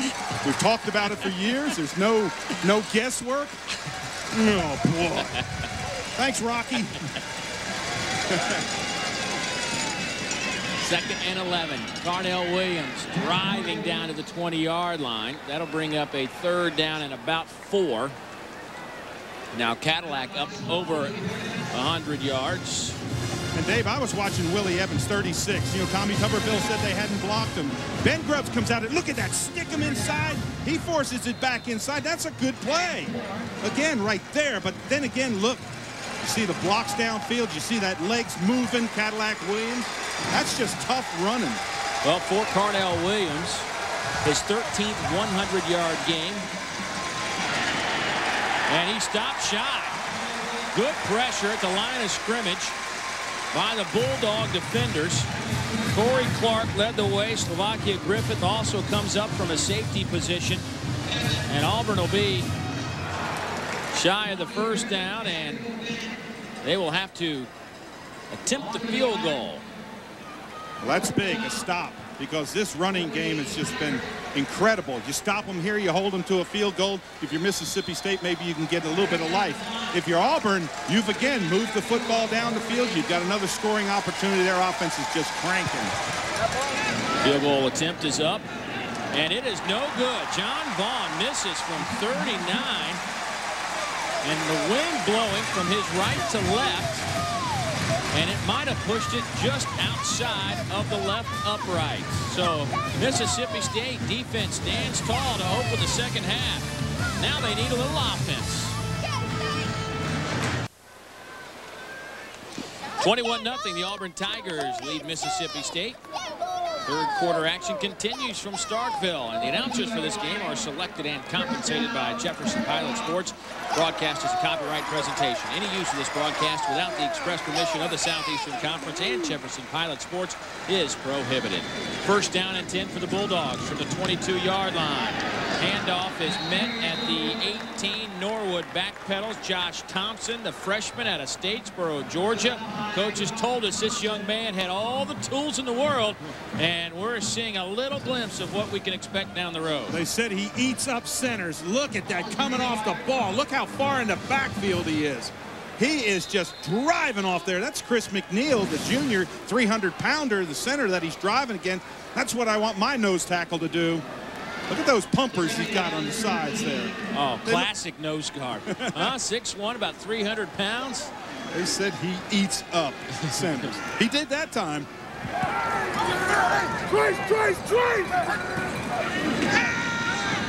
Connor throws right through the hands of Eric Butler. A little high on that throw, but incomplete. Time to look at our Aaron scoreboard and We start down in Gainesville, where the Gators finally get to play some real football, leading 14-3. Kansas State getting thumped. Wisconsin had a safety to open up that game. Iowa now leads by a couple of touchdowns, and Purdue 28-0. Virginia Tech by 3 touchdowns, and Duke leading UCLA out in front, and Nebraska, they were down 9-3 in that game, have now made a little comeback. Connor through the hands of Joey Sanders. That's incomplete, but you saw a little glimpse of that strong throwing arm of Omar Connor, maybe too strong. I like his pocket awareness. Watch this. He sees his pressure coming, steps up, squares up, and delivers a strike. He's got good pocket presence. That's something that's hard to teach. Remember, last year, he was a wide receiver. Well, coaches say he's really got to work on his 5-step drop. He's good on a 3-step drop, good on the rollout, but he's got to work on the 5-step drop and get comfortable in that. Cook to punt again. Smith popped at the 37-yard line. Mario Bobo has been very active on special teams. He got called for an early hit on Trey Smith in the first half on a punt return. This time he timed it perfectly. That would be a 0-yard return. On first down, moves into Mississippi State territory. Boy, got a great lead block by number 44, Jake Slaughter. But there was a block right there, and then just burst to the outside and come downfield. Man, I wouldn't do anything different if I was Auburn. They're controlling everything up front. I mean, this is a coach's dream. But what a good block by Slaughter. Doesn't get a lot of those opportunities.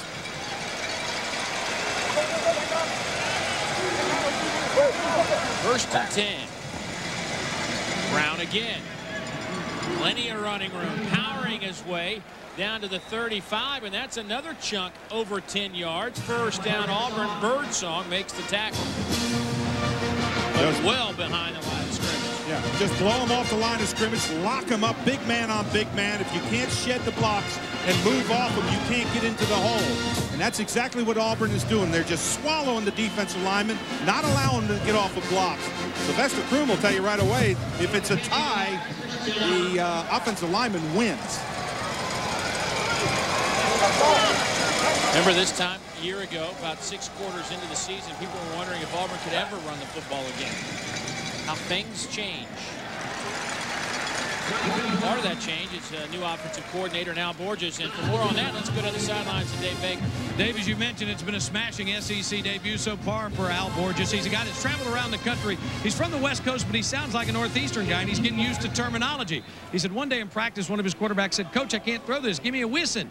And he said, "A Wilson?" And one of the players stepped in and said, "No, Coach, he's saying a Wilson. He wants a Wilson football."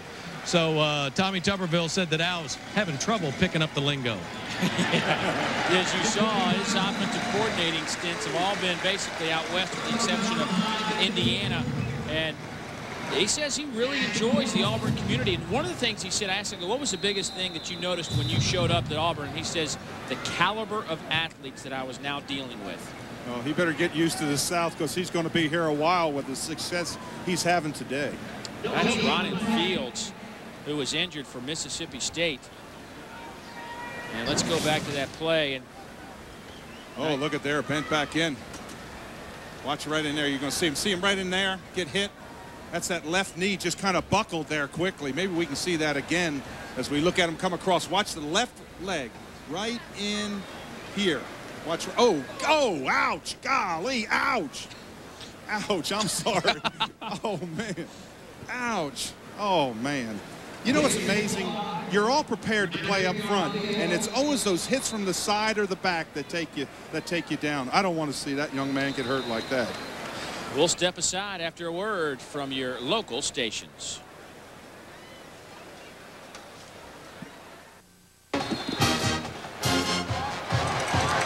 There is Ronald Fields, the 305-pound senior nose tackle, walked off under his own power.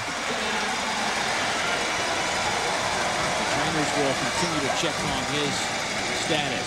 Campbell on 3rd down. Back in the pocket. Fires passes. Knocked out of there. Anthony Mix was the intended target. Rico Bennett, the junior from Brandon, Mississippi, deflects the pass away. I got to tell you, I was happy to see Ronald Fields walk off the field. I think the only reason he didn't get a major damage to that knee was that he didn't have a lot of weight on it, Dave, when he came down. But it looked bad. Yeah, it did. But good to see him, and the trainers ice it down right away. Buzz has a quick update for us. Fortunately, just a bruised knee for Ron Fields. He'll get it iced for a while and be back. Thank you, Buzz. 4th down, and the Tigers are going for it. Here comes some pressure. Campbell trying to set up a little screen. They do so. Plenty of running room for Ronnie Brown. Inside the 20, 1st down Tigers. What a play call.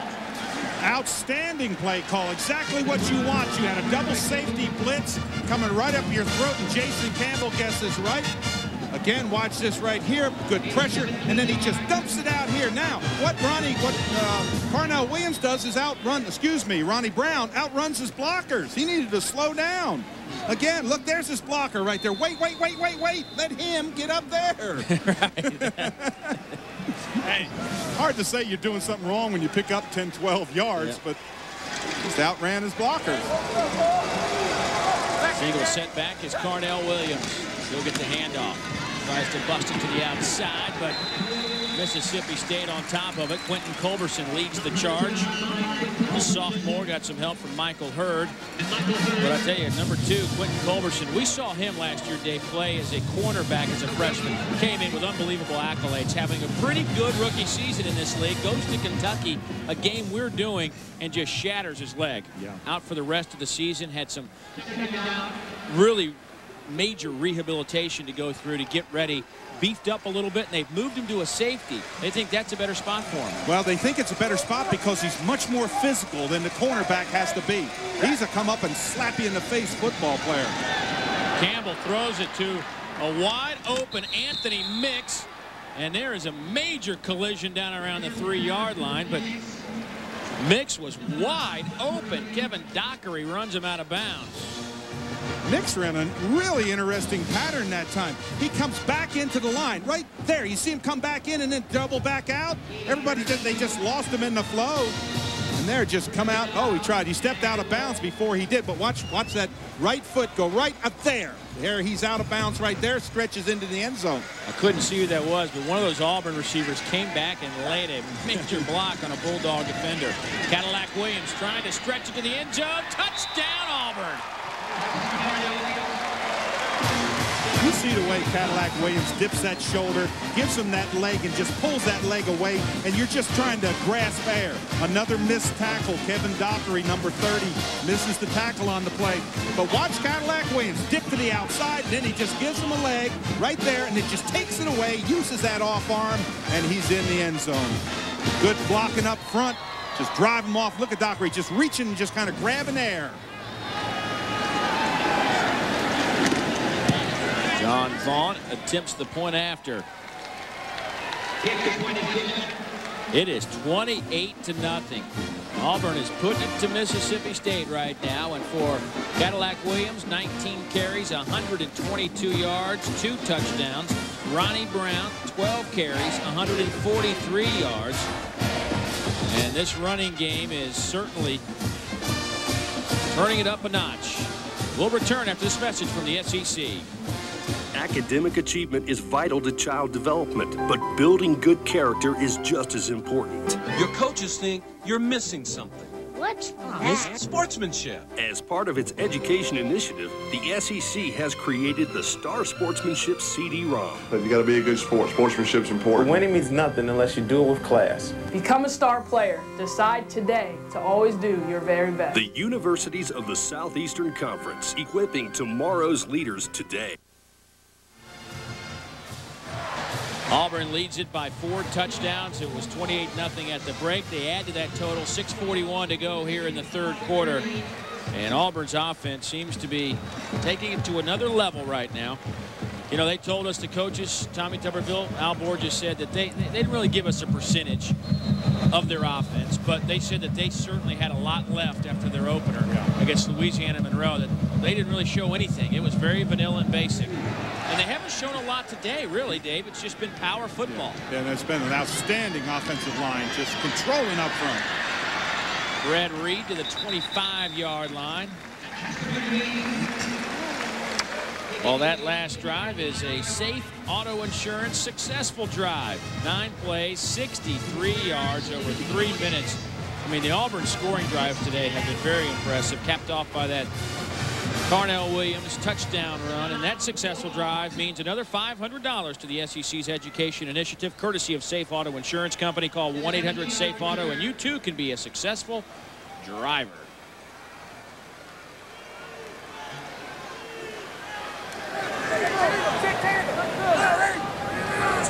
Norwood has had a quiet afternoon. He'll get the delay handoff now. Now he's making some noise. Norwood out to the 48, close to midfield. Junior Rosegreen tracks him down. And before that, Norwood had 6 carries for just 5 yards after a 100-yard performance last week. And Dave, it's almost misdirection. Look at this. You come over there, and then all of a sudden you go right back up through there. Now look, you're picking up a block right there. You got another one now. You got to move on one, and you do. You bust through. That's the running game that they have got to have. Mississippi State has got to have, and Norwood just broke a good one.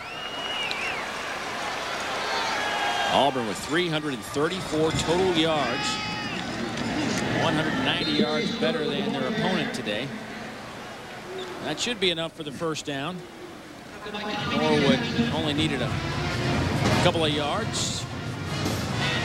Well, the 2 things that coaches are looking for in a game like this, if you're Mississippi State, Dave, you're looking for them to come out, drive the football, do something in the second half. If you're Auburn, you're looking for Auburn to come out there and just keep on playing with intensity. I lost my train of thought there. That was first down, so second down and 9 now. Connor. Batted away. Stanley McGlover, the left end back in coverage. They dropped him off, and he batted that pass down. That was an interesting play to see McGlover about, what, 8-10 yards down off field. McGlover's coming back. There he is right there. Look at him. He's a defensive lineman, 75. Gets that hand out there. If he doesn't, it's going to be a completion. That's the second time today he's knocked a pass down, but Big Stanley, 6'3", 255. You know, we used to see some defensive. Carlos Dansby would drop off in coverage. He was that kind of athlete from a linebacker spot. Here's Fred Reed into Mississippi State territory. Montarius Williams makes the tackle. So that's what Auburn wants defensively, Dave, just athletes. I mean, Dansby was the prototypical big play, game-changing guy, and Auburn needs to find one of those out of this group they have now. Absolutely, and Gene Chizik and his gang, defensive coordinator, they've made some great replacements, Dave. They've got great team speed. Once the ball's completed, they run to the ball. What you want to do is anybody can complete a pass.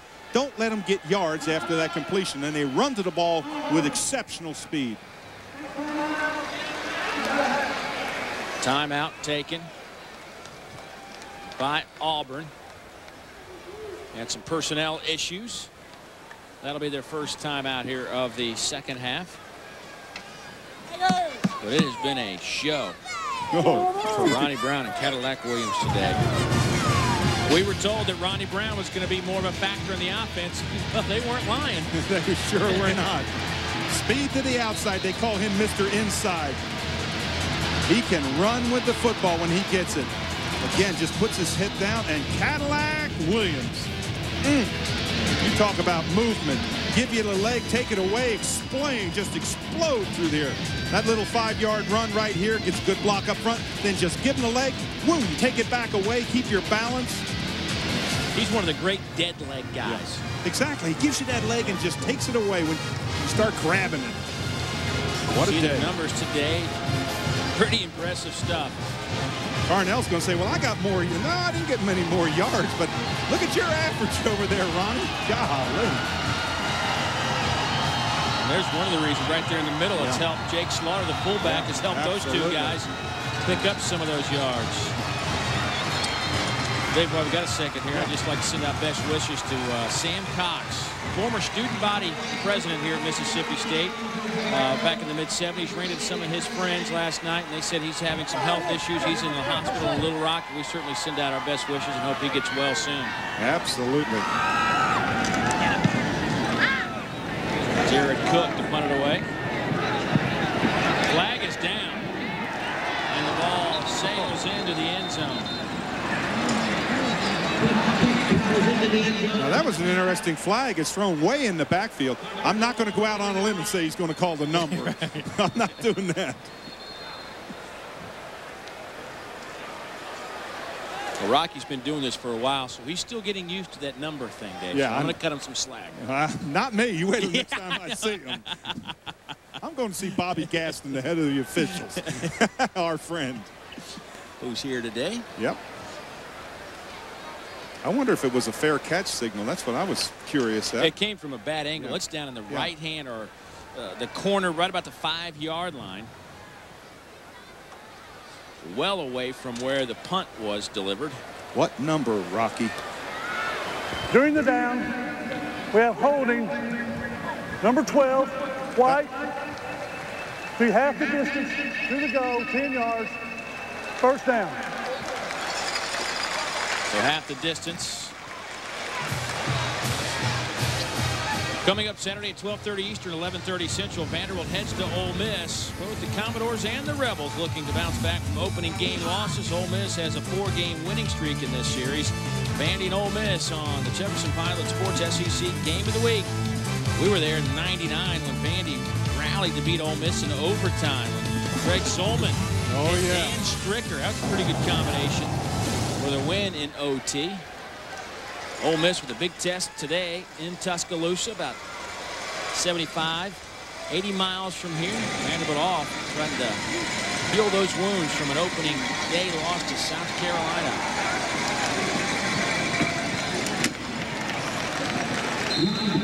Let's hear that contact. Yeah. Ronnie Brown on the carry, gets a couple. Marvin Birdsong leads the way defensively. And Dave, if you're looking for positive plays, this is one. You get in there, you stick them. Look at that. Come in there, put your head down there. That's Griffith in there who just puts that head down, comes up and butts in there. You got to stay square in the hole. Now you're going for Mississippi State. They're going to test and see if what kind of mettle they have.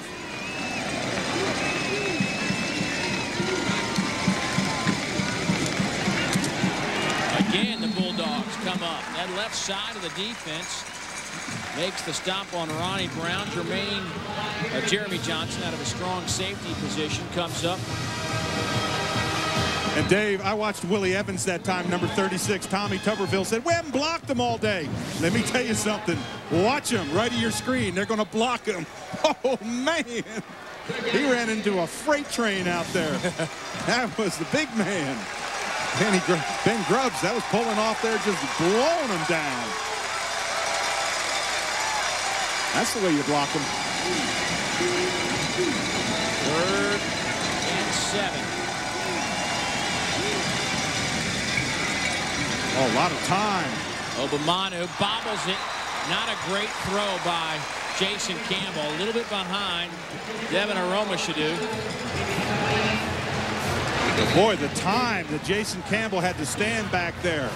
Just wait and wait and wait. No pressure on him. Didn't have to look off his wide receivers. That was one that they should have caught. He's had at least 5 dropped passes today, Dave. Not an easy pass to catch, but I think if they go back and look at the tape, I think Devin probably says, yeah, should have had that. Absolutely. And, wide receivers will do that. Sometimes they'll do that makeup. Where you drop one, you come back and say, throw it to me again, and you make a great one. Bliss punts it away to the 41. Jonathan Lowe gets another chance to return those kicks. Coaches must really like his ability. He's dropped a couple of those back there. Trey Smith runs him out. Newest coach in the block, Sylvester Croom. Had a great opening week. Today things have changed a little bit, but you see some of his statistical data that we put together here, born just down the road in Tuscaloosa. And of course, we all know about his playing days at Alabama under the legendary Bear Bryant. He was a 1974 captain. Went on to be an assistant for the Bear and then spent numerous years in the National Football League. And he's been talked about for 3 or 4 years before he got this job as a guy that's on the radar as a head coach. Just needed an opportunity, and Larry Templeton and company proudly gave him one here in Starkville.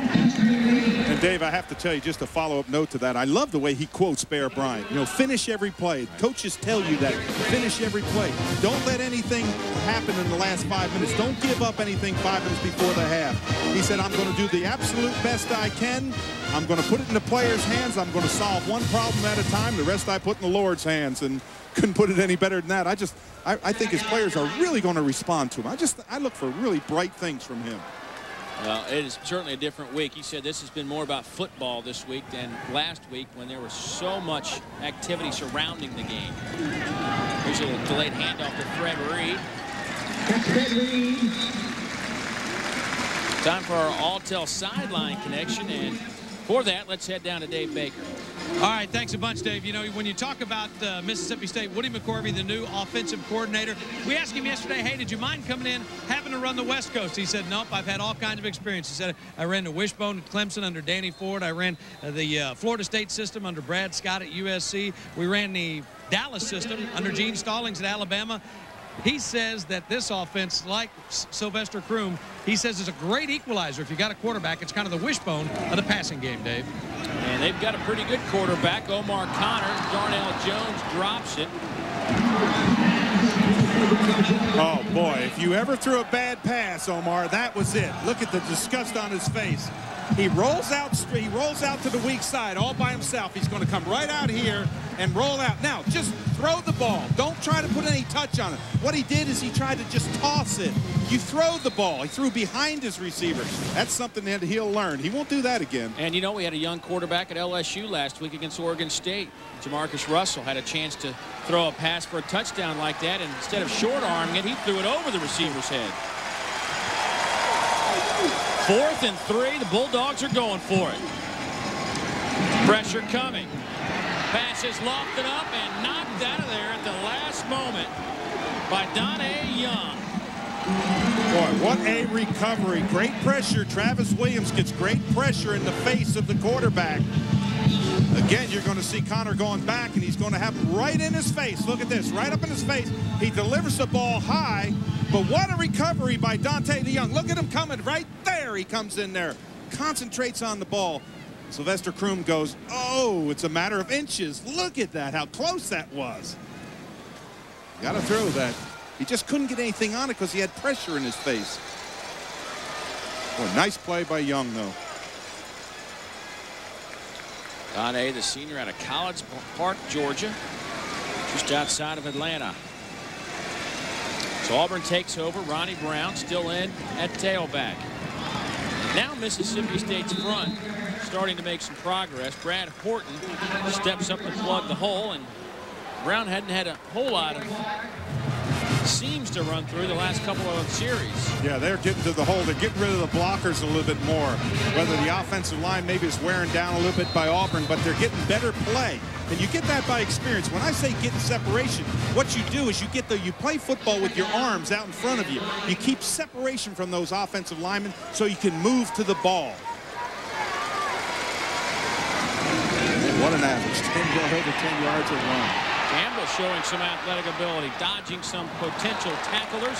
His pass is incomplete at midfield. Courtney Taylor really thought Kevin Dockery might have been grabbing onto him. It's just incomplete. Boy, let me tell you how hard that is for defensive backs like Dockery. When you're out there and that quarterback's scrambling and you're trying to stay with your wide receiver and he's running all over the place.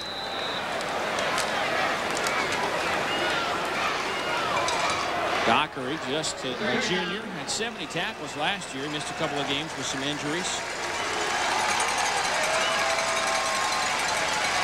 Got to come after him. 3rd down and 9. Make him get rid of it quick.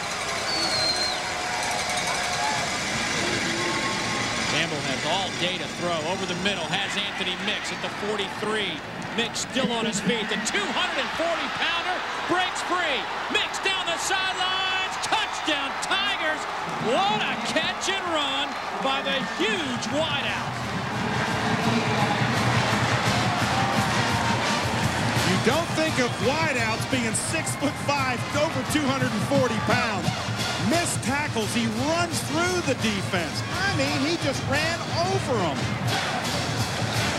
What a play. They tried him at tight end, but he just wasn't getting it done. So Tommy Tuberville said, you know what? He's got enough speed. He's got good hands. We'll put him on the outside. Well, when I saw him running down that sideline, he runs a lot faster than the 240+ that I've seen people at that weight run. What a run. Point after is up and good. 35-0. Anthony Mix, second touchdown reception today. Boy, this was a beauty. Number 9 comes off the ball. He's going to catch the ball right over the middle high. Now look at this. 1 tackle, 2 tackles, 3 tackles, a swipe. Now look at the speed. He's running away. Nobody's catching him there. They're not picking up any speed on him. And again, look, he should have been tackled 1, 2, 3, 4 maybe times, and then look at him just run away. You don't see any maroon shirts. Look at how tall he is. May oh my. And Jason Campbell says, that's what I wanted to see. That'll make any quarterback happy. What a target. 58 yards. That's the 3rd touchdown pass today for Jason Campbell, his 5th this season. Campbell today now throwing the football 8 of 17 for 139 yards. And look at those scoring drives. Look at the yardage that they have been able to accumulate to put the ball in the end zone. And that's a carryover from game 1. Their last 3 drives in their opener against Louisiana Monroe were over 60 yards apiece. Ricky Wright able to pick up the kickoff, and Ricky trying to gain some steam and knock it down at the 28-yard line. A lot of games to go to in the SEC this year, and if you decide to do that, log on to jpsports.com and click on the Regions Bank Road Trip Planner for the quickest routes and all the information you need traveling around the SEC. Or heck, call me at home. Yeah, you know where they all are. Over the last 10, 11 years, I think I've seen quite a bit of the back roads. Amen. Kyle York comes in to play quarterback for Mississippi State. But where we had to park the cars and walk from, that was a back road. Flag down at the 28-yard line. We saw some new real estate. Yes, we did. On the campus today. Dead ball. Ball start against the offense. Number 77. Penalties 5 yards from the previous spot. Repeat first down. Kyle York out of Spring, Texas. See what he's done in his career. 14 interceptions, only 4 touchdowns. But, you know, he came in last year against Auburn on the road and went 7 of 8 for 119 yards against this Tiger team. Also had a touchdown in that mix. He's a guy that's taken some snaps, and, you know, when you talk to him, his goal is not to really play. It's to be a guy players on this team can rely on in a number of different ways, whether it's on the sidelines or in a huddle. But he wants to be a leader for this new group of Bulldogs. Here's Norwood trying to get some help, does so. Not over the 30 to the 35-yard line. Junior Rosegreen makes the tackle. And that will be the last play here of the 3rd quarter. Junior Rosegreen and company pitching a shutout. They've gone 7 quarters without yielding a touchdown in 2004. They've been knocking heads, these two SEC West rivals. Auburn, though, has found the end zone. They lead 35-0. 4th quarter football from Starkville is on the way. SEC football is brought to you in part by Acura. 15 more minutes to go on a warm afternoon in Starkville, where Auburn on the road leading 35-0. Al York. His first pass is incomplete. He let his tight end Blake petted it a little too much. You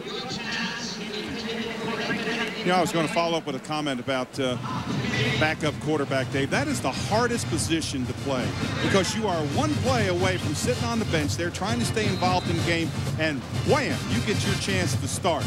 And you get called off the bench. You've got to be prepared. You take your snaps all week long, and you've got to be prepared. But then all of a sudden you just got to sit there and wait and wait and wait for your opportunity. There's the young man that has the starting role, Omar Connor.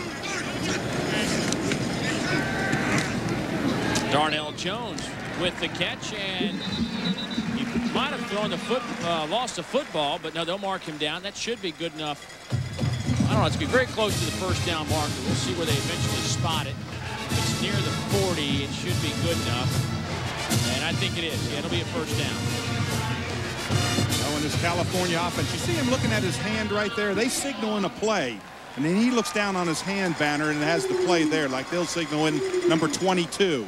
Because so many of these coaches are scouting, trying to pick up signals. And every week they'll change those numbers so you can't get a read on it. So next week, number 22 will be a completely different play. Exactly. York going up top. A wobbly pass right into the hands of Eric Brock. A backup strong safety intended for Will Prosser. And Auburn will take over at the 24-yard line. Not a well-thrown ball. Too much height on it. You don't have any separation. He gets a little bit of time, but watch the trajectory of the ball. Look how high it is. Gives the safety strong enough time. It looks like it's almost thrown to him. Makes a good recovery and comes back. But you see the height of the ball? That's just one that you can run underneath. Ed Brock does that. Runs right underneath and catches it. Not a good decision. Brock, the freshman out of Alexander City, Alabama. His first interception. And Brandon Cox, another freshman out of Trussville, Alabama. Now the future of Auburn at quarterback. The left-hander delivers. His pass caught. Silas Daniels makes the reception out over the 30 to the 34-yard line. Well, let's go back and look at our third quarter stats, Dave, and or through three quarters, I should say. And 257 yards on the ground for the Auburn Tigers. Last week against Louisiana Monroe, they had 194 rushing yards in a 31-0 win, but 257 against a better football team is pretty impressive. Absolutely. I want to tell you something. If Auburn can play like this all year long, they are going to be a factor in the SEC. There's no doubt about that. Trey Smith across midfield. Trey Smith to the 30-yard line. Finally knocked out of bounds by Quentin Culberson, but a quick hitter off tackle, and Trey Smith nearly took it to the end zone. Well, everybody talks about Trey Smith. He returns punts, but look at this. Good little runner. Get those feet down. Avoid tackles. He had a big hole up front. Then just put that head down and rumble down there. See the switch to the left hand with the ball? Good coaching. You always get that ball on the outside. Trey Smith, he wants to be heard. He says, hey, I got a Cadillac. I got a Hummer. What am I? I'd say he's their high-powered motorcycle. I like that. Yeah, I like it. I can live with that. Give it to him again. Trey Smith, a gain of 39 on that carry. Here's Cox to throw. His pass is complete. A little slant to Lee Guest, the sophomore out of Trussville, Alabama, tackled by Brandon Morton. But Brandon Cox last week got some action, went 3 of 6 for 76 yards, picked up a touchdown carrying the football. He went 14 yards. But you should hear the coaches talk about him. Just not ready to turn the operation over to him on a day-to-day basis. And those are his numbers from a week ago. And I kind of like left-handed quarterbacks. You do know that. Yeah, you played with one that was some guy named Stabler, I think his name was. Yes, I love left-handed quarterbacks. Smith, single setback. Cox, nowhere to go. Flag is down. That was well played on the outside by, it looked like Anthony Littlejohn.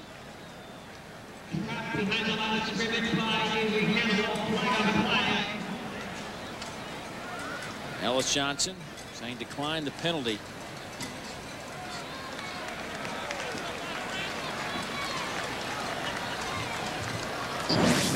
Well, let's see if we can see that hold. It was Duckworth, number 76, who's going to come off. This is where it's going to be, right in here. Now watch that right there. That right there, that's the holding call right there. You got to let go of him. See the official looking right in there? He sees it, throws that little flag right inside there. It was Michael Hurd out of his in spot that had Smith covered out in the flat. That really prevented that play from happening. When he did a great job, because when Brandon Cox looked over there, that was not available. He had to bring the ball down. Hey, Brandon Cox even wears Stabler's jersey number. Hey, I like that. I know I like left-hand quarterbacks. The 12. 3rd down and 12. Over the middle, pass is caught inside the 15, down to the 14. It's Lee Guess. Cox and Guess. They continue to hook it up. Well, it starts with great protection up front. Look at this. Nobody. Then look at that. Just throw it out right across the middle. You don't want to be behind your wide receiver. You throw it out in front of him. He stretches forward.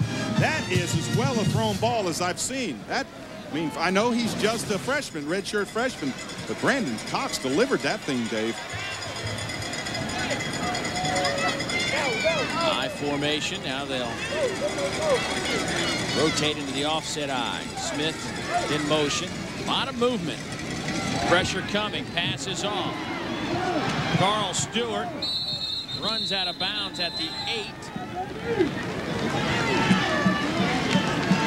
Boy, Dave, when you see that screen pass, that is just, you get in. It's almost like you get in too easy and you go, oh no, screen, because I've got a good pass rush screen, and you have to turn and get back, but it's a good call. Good call by Brandon Cox, good call by Tommy Tuberville. You avoid the pressure, dump it out there, just kind of get it out of the hands of Brandon Cox. Good call. Cox is having a nice afternoon, finding Lee Guest today. The two of them played together in high school in Trussville.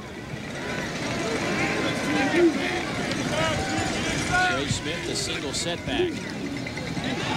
Nice play fake to the corner of the end zone. Touchdown Tigers. What a catch from Ben Obamanu.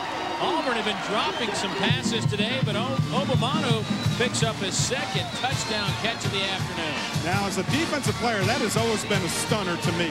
Why do you drop an easy one and make a circus catch, and Obamanu makes one out in the flag? It's going to be a fake right here, and then you come outside all by yourself. Now you've got a little run option, but he throws it. Look at Obamanu go up. Great concentration. He thought he was on the sideline getting that feet down, but he made up for an earlier one, and Brandon Cox likes that. First touchdown pass from Brandon Cox, and the streak is snapped. Perhaps. Oh, no. 2-point conversion is good. And let me tell you the significance of that. Coming into today, Auburn had made 185 consecutive PATs, dating back to 1999. The record is held by Alabama. They have 199. The streak is alive, folks.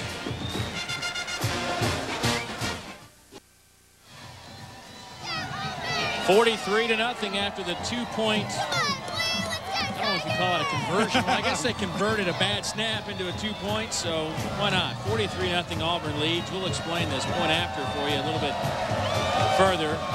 But right now, Mississippi State to return the kickoff again. Philip Yost, Fred Reed back deep. This going to the near side for Ricky Wright. And Wright pops out of bounds at 16. So there are now 191 consecutive point-after touchdowns for the Auburn Tigers, and this one was almost not good. Well, watch Rives in here, number 5. He fakes him right there. Johnson jumps up. If he doesn't jump up, he doesn't make it to the end zone. That was a great play. I know it's unbelievable that Johnson jumped up, but Rives, he made it. Smart play. Well, you saw the SEC record by Alabama's 199. That was set from 81 to 87. The NCAA record, though, was a long way away. That was set by Syracuse from 78 to 89. It covered 292 point-afters. Jason Jude gets the handoff. Aaron's scoreboard shows that the Gators in the second quarter leading Eastern Michigan by 11. Fresno State, how about that? Wow. They're thumping them. Wisconsin on top of UNLV. Iowa and a tight one with Iowa State. Purdue rolling up on Ball State. Virginia Tech. And UConn rallies back to take a lead. UCLA over Illinois, and Southern Miss back out in front. That's a big one. Southern Miss. The quote West Coast offense has headed to Nebraska. They had a great opening game. People kind of probably much like here, very excited just for the change of pace, if you will. If nothing else, you know, they're so used to tailback you in Nebraska. And now they bring in a much more down the field West Coast type of offense than we've seen today. Well, you're going to hear a lot about this West Coast offense because it just keeps on picking at you. It just keeps on taking what you give it. It's not a challenging one, but it'll drive you crazy because it just keeps on just nitpicking you down the field. Missed tackle by Auburn allows Jason Jude to pick up some yardage. Let's go down to Dave Baker.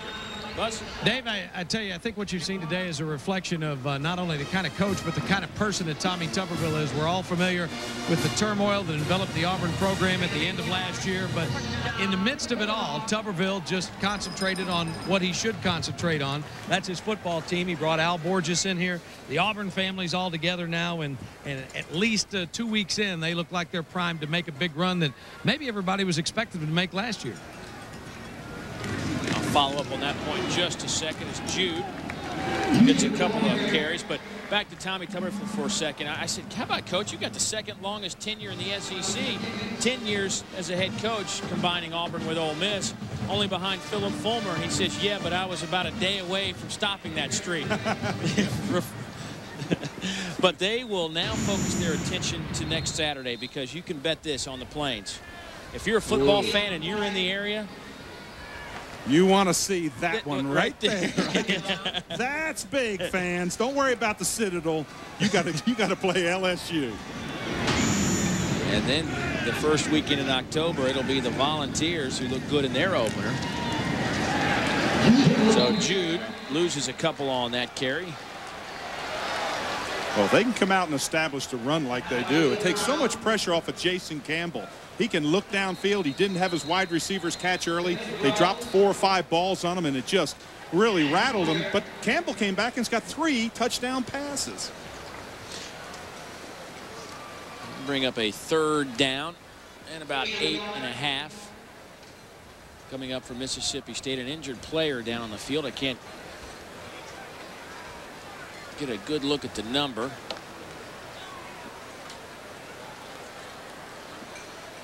Looks like Marquise Gunn, the sophomore out of Alexander City, Alabama. Backup defensive end. Well, the one thing you don't want to do in a game like this, you've got 8.5 minutes left. You've got a commanding lead. You don't want to lose players. And it's really tempting to say, hey, let's make some wholesale changes. I know I sure would think about it if I was Tommy Tuberville and his staff, because, again, you get your backup players time to play. They get some experience, and, hey, you've got them for the next game. Tommy Tuberville said he had a good spring. Hardly lost anybody this spring. Josh Thompson over there getting iced down on that Auburn bench. Here's York to throw back over the middle. Pass is caught, complete. Jason Husband makes the catch. Nice grab from Jason. Well, that is a tough catch by Husband to go back across your body. Roll out. Now watch number 82. It's going to be thrown behind him. He's actually got a plant and come back. Look at him just dive back there. Good concentration, good look in. Big target. Freshman, redshirt, out of Jackson, Mississippi.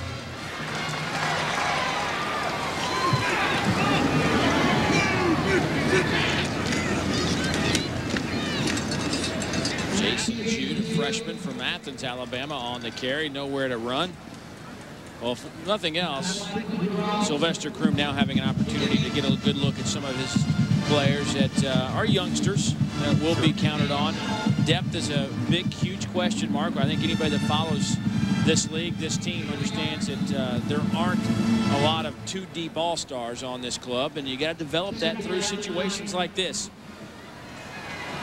course, you'd like to be on the other end of the 43-0, yeah. but there's their schedule. They'll be home again next week, and then they have to travel to LSU.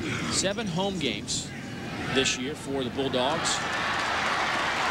Bryson Davis will pick up the first down for Mississippi State. Nice play call as the fullback out of Plainview, Texas, run out of bounds by Tony Bell. Boy, when Kyle York turned around and looked, he had a defender right in his face.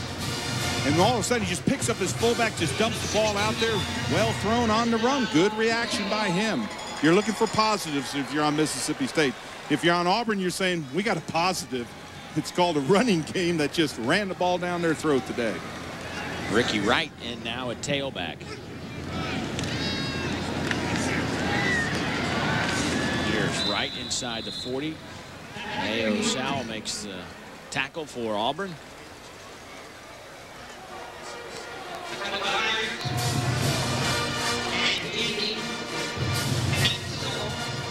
Well, these two teams have played 78 times in their history. Only 13 times here at Starkville, believe it or not. They played a lot of these games in Birmingham, a lot in Jackson. They moved them around, a couple in Columbus.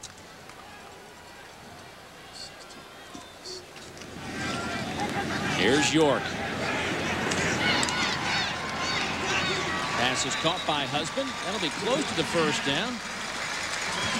I was talking about missed tackles earlier by Mississippi State. They had missed about 9 or 10 missed tackles. What I call missed tackles when the guy's bouncing off you.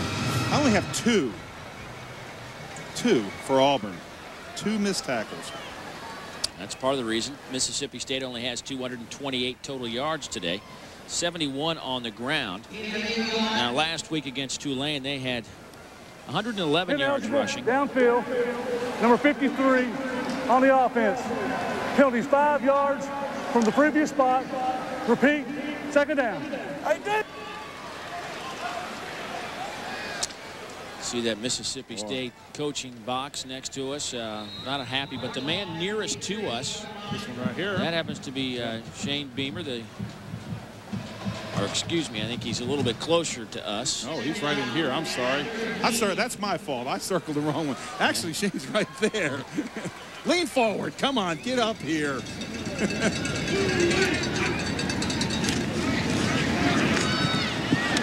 And Wright.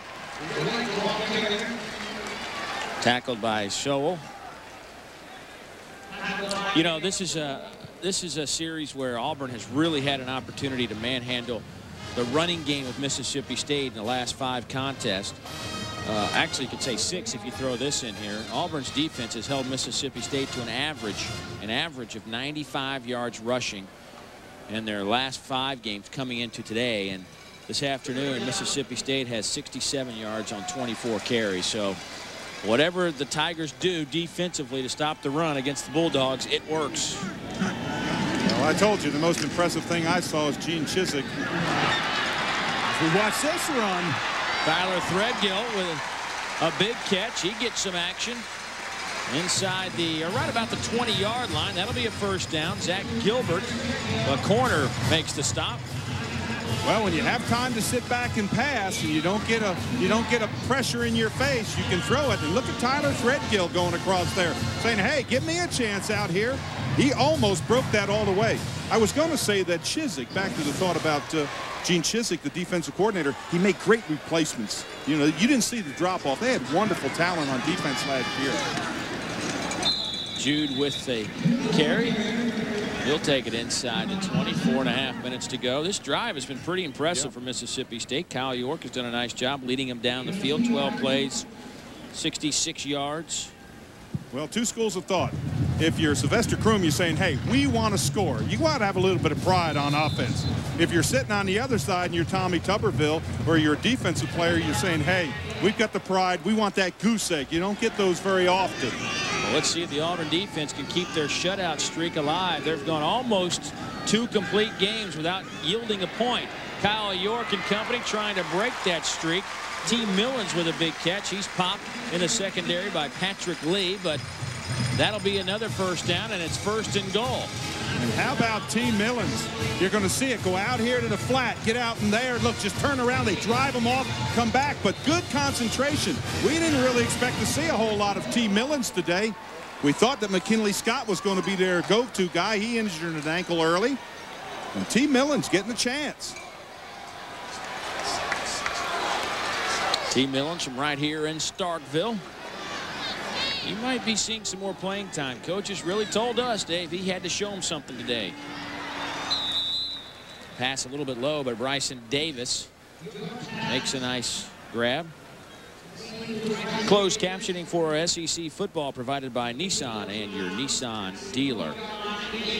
Dave, here you go. I mean, if you're Gene Chizik, do you go put your first teamers in and try to keep the shutout streak alive, or do you let these guys ride it out and see if they can hold them? The first team, they're sitting over there. No, you've got faith in that. That demoralizes your second team, because what you're saying is they're not good enough. No, you go with these guys. They're the ones that you're dancing with, and you see if they can keep the shutout alive.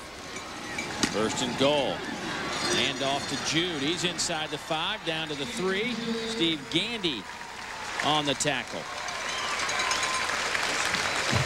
Boy, you know, that was a good run by Jude. He broke a couple tackles. The big guys up front. Watch this. Get off. They double in there. Now right in here. He makes a good adjustment. Then just put that head down and drive and reach out there. Hampton, the left guard, number 53, got a good block on that play. Now, nothing fancy. You got 2 downs to get in from 2 yards. Big man, just blow them off the line. 3rd and goal. Jude leans forward. It'll be 4th and goal. Well, that was great penetration by Auburn. They got in the backfield, hit him when he never got started. Graves was the one who darted in there and got that penetration.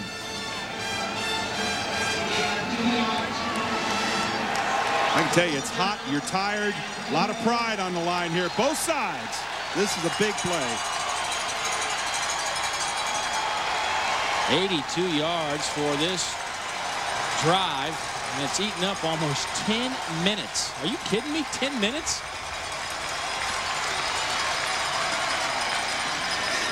Play action. York scrambling, throwing. Touchdown, Mississippi State. They are on the board. Jason Husband with a nice catch in the corner of the end zone, and an excellent throw by Kyle York. Boy, that was a touch throw. Husband's in the back of the end zone. And what Kyle York has got to do, he's going to roll out right here. Now watch when he gets out here. He sees Husband deep in the end zone. He's got to throw over the defender. Great concentration by Husband to get that hand down. He beat Patrick Lee on the play. That was outstanding. I think he'd be getting a lot more shots if I was out there. I like him. Andrews to attempt the point after. It's been a while for Mississippi State. They almost didn't get their holder out on the field. I can understand maybe a lineman, but not get your holder on the field. Sylvester Croom's company on the board, but Auburn's shutout streak dies. 43-7 Tigers.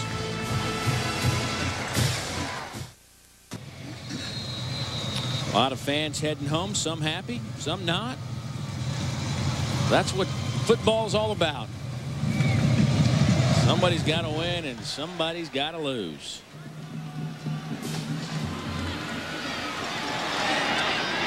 Kickoff taken by Brad Lester. Lester in the open field, breaks a few tackles across midfield.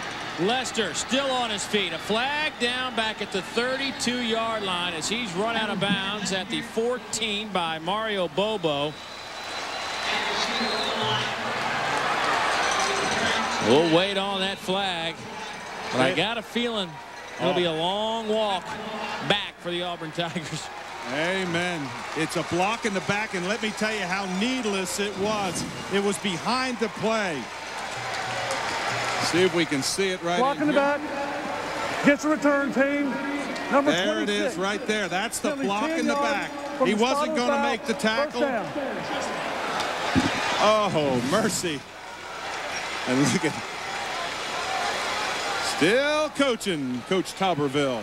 He said he had his chest in front. And there's David Housel leaning over, talking to some Auburn supporters. And, you know, I'm glad we're showing a shot of him right now because this is his last season as the athletic director of the Auburn Tigers. He'll move to a different department in the Auburn University area, still involved with athletics, but he's a man who's dedicated literally his professional life, his entire life to the Auburn family. And you could say the same for Larry Templeton here. These two guys are old schoolers. They grew up and loved their programs, and we'll certainly miss him. We'll see him around, but we'll miss him as an AD in this league. Loose football down at the 14. Avery Hannibal with the sack and the recovery. Or excuse me, just the sack. Stephen Arrett comes up with the fumble recovery, but what pressure. Yeah, great pressure in there, and then the ball just laying there. It seemed like it laid there for eternity. That's the first mistake that I've seen Auburn do. Well, I'll tell you one thing, it's tough when you got these late in the game like this with different numbers from different players. Yeah, Jeremy Jack picked up the fumble. Here's Jude. He's down to the 15. Under a minute to go. What's left of the Bulldog crowd want the Maroons to put it in the end zone one more time. Well, I can promise you're going for it on 4 downs. This is not field goal time. But it's got to be a little bit of a plus for Mississippi State. They didn't quit. They came out. Their defense played hard. They got a turnover. They just needed it early. They needed it in those first 2 or 3 drives that Auburn put together.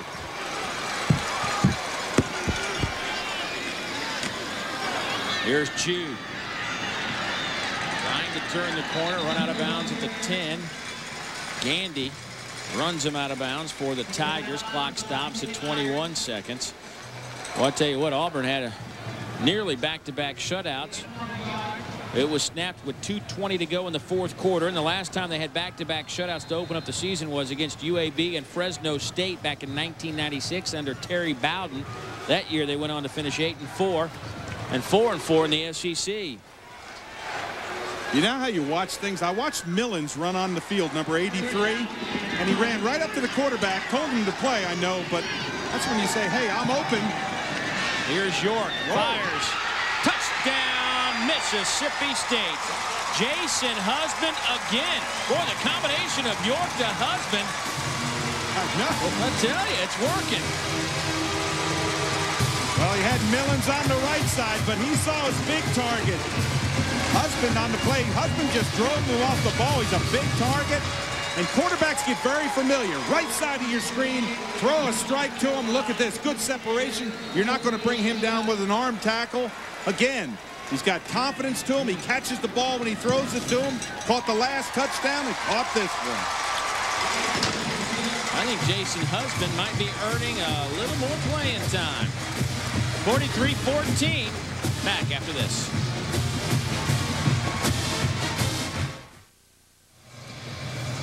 SEC football is brought to you in part by Chevrolet. So 2 touchdowns in the last 2 minutes and 20 seconds for the Bulldogs will give them a little bit of momentum. If you can find some positive in a 43-14 game. But time for our Aaron scoreboard. Let's check in with the Gators. They lead Eastern Michigan 21-3.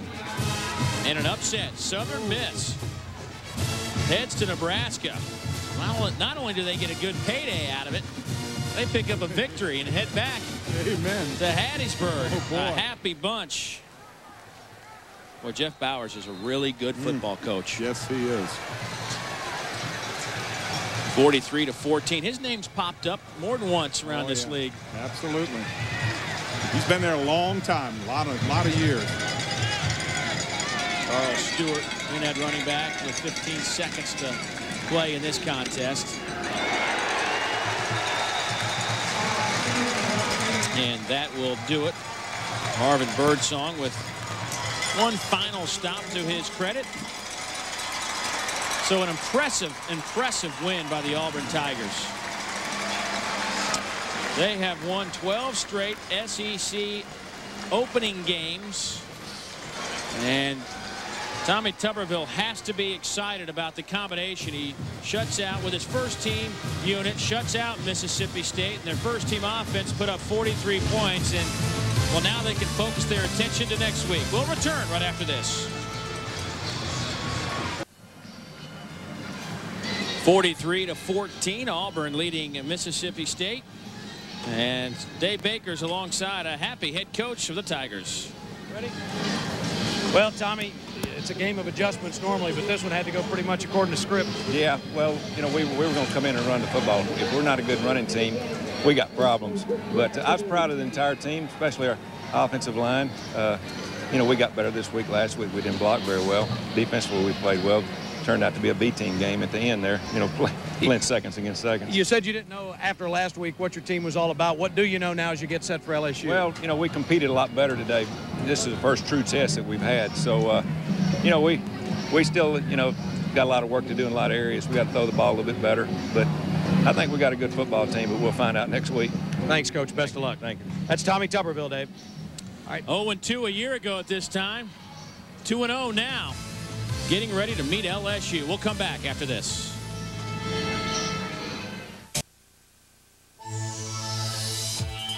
SEC football has been brought to you by Aaron's Sales and Lease Ownership, by Sonic Drive-Ins, by Gatorade, by Advance Auto Parts, by Safe Auto Insurance, by Regions Bank, and by Chevrolet. On a warm afternoon in Starkville, Auburn comes on the road and puts a 43-14 hurting on the Mississippi State Bulldogs. They fall to 1-1. Auburn goes to 2-0. Time for our Napa Auto Care Center's players of the game. And you really got to go with Carnell Williams and Ronnie Brown for Auburn. And Omar Connor, I thought, had a really nice game today under some serious pressure. We saw some tools that will make him a really, really good quarterback down the road.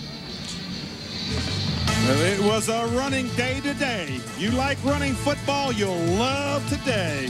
And we'll be back after this local message.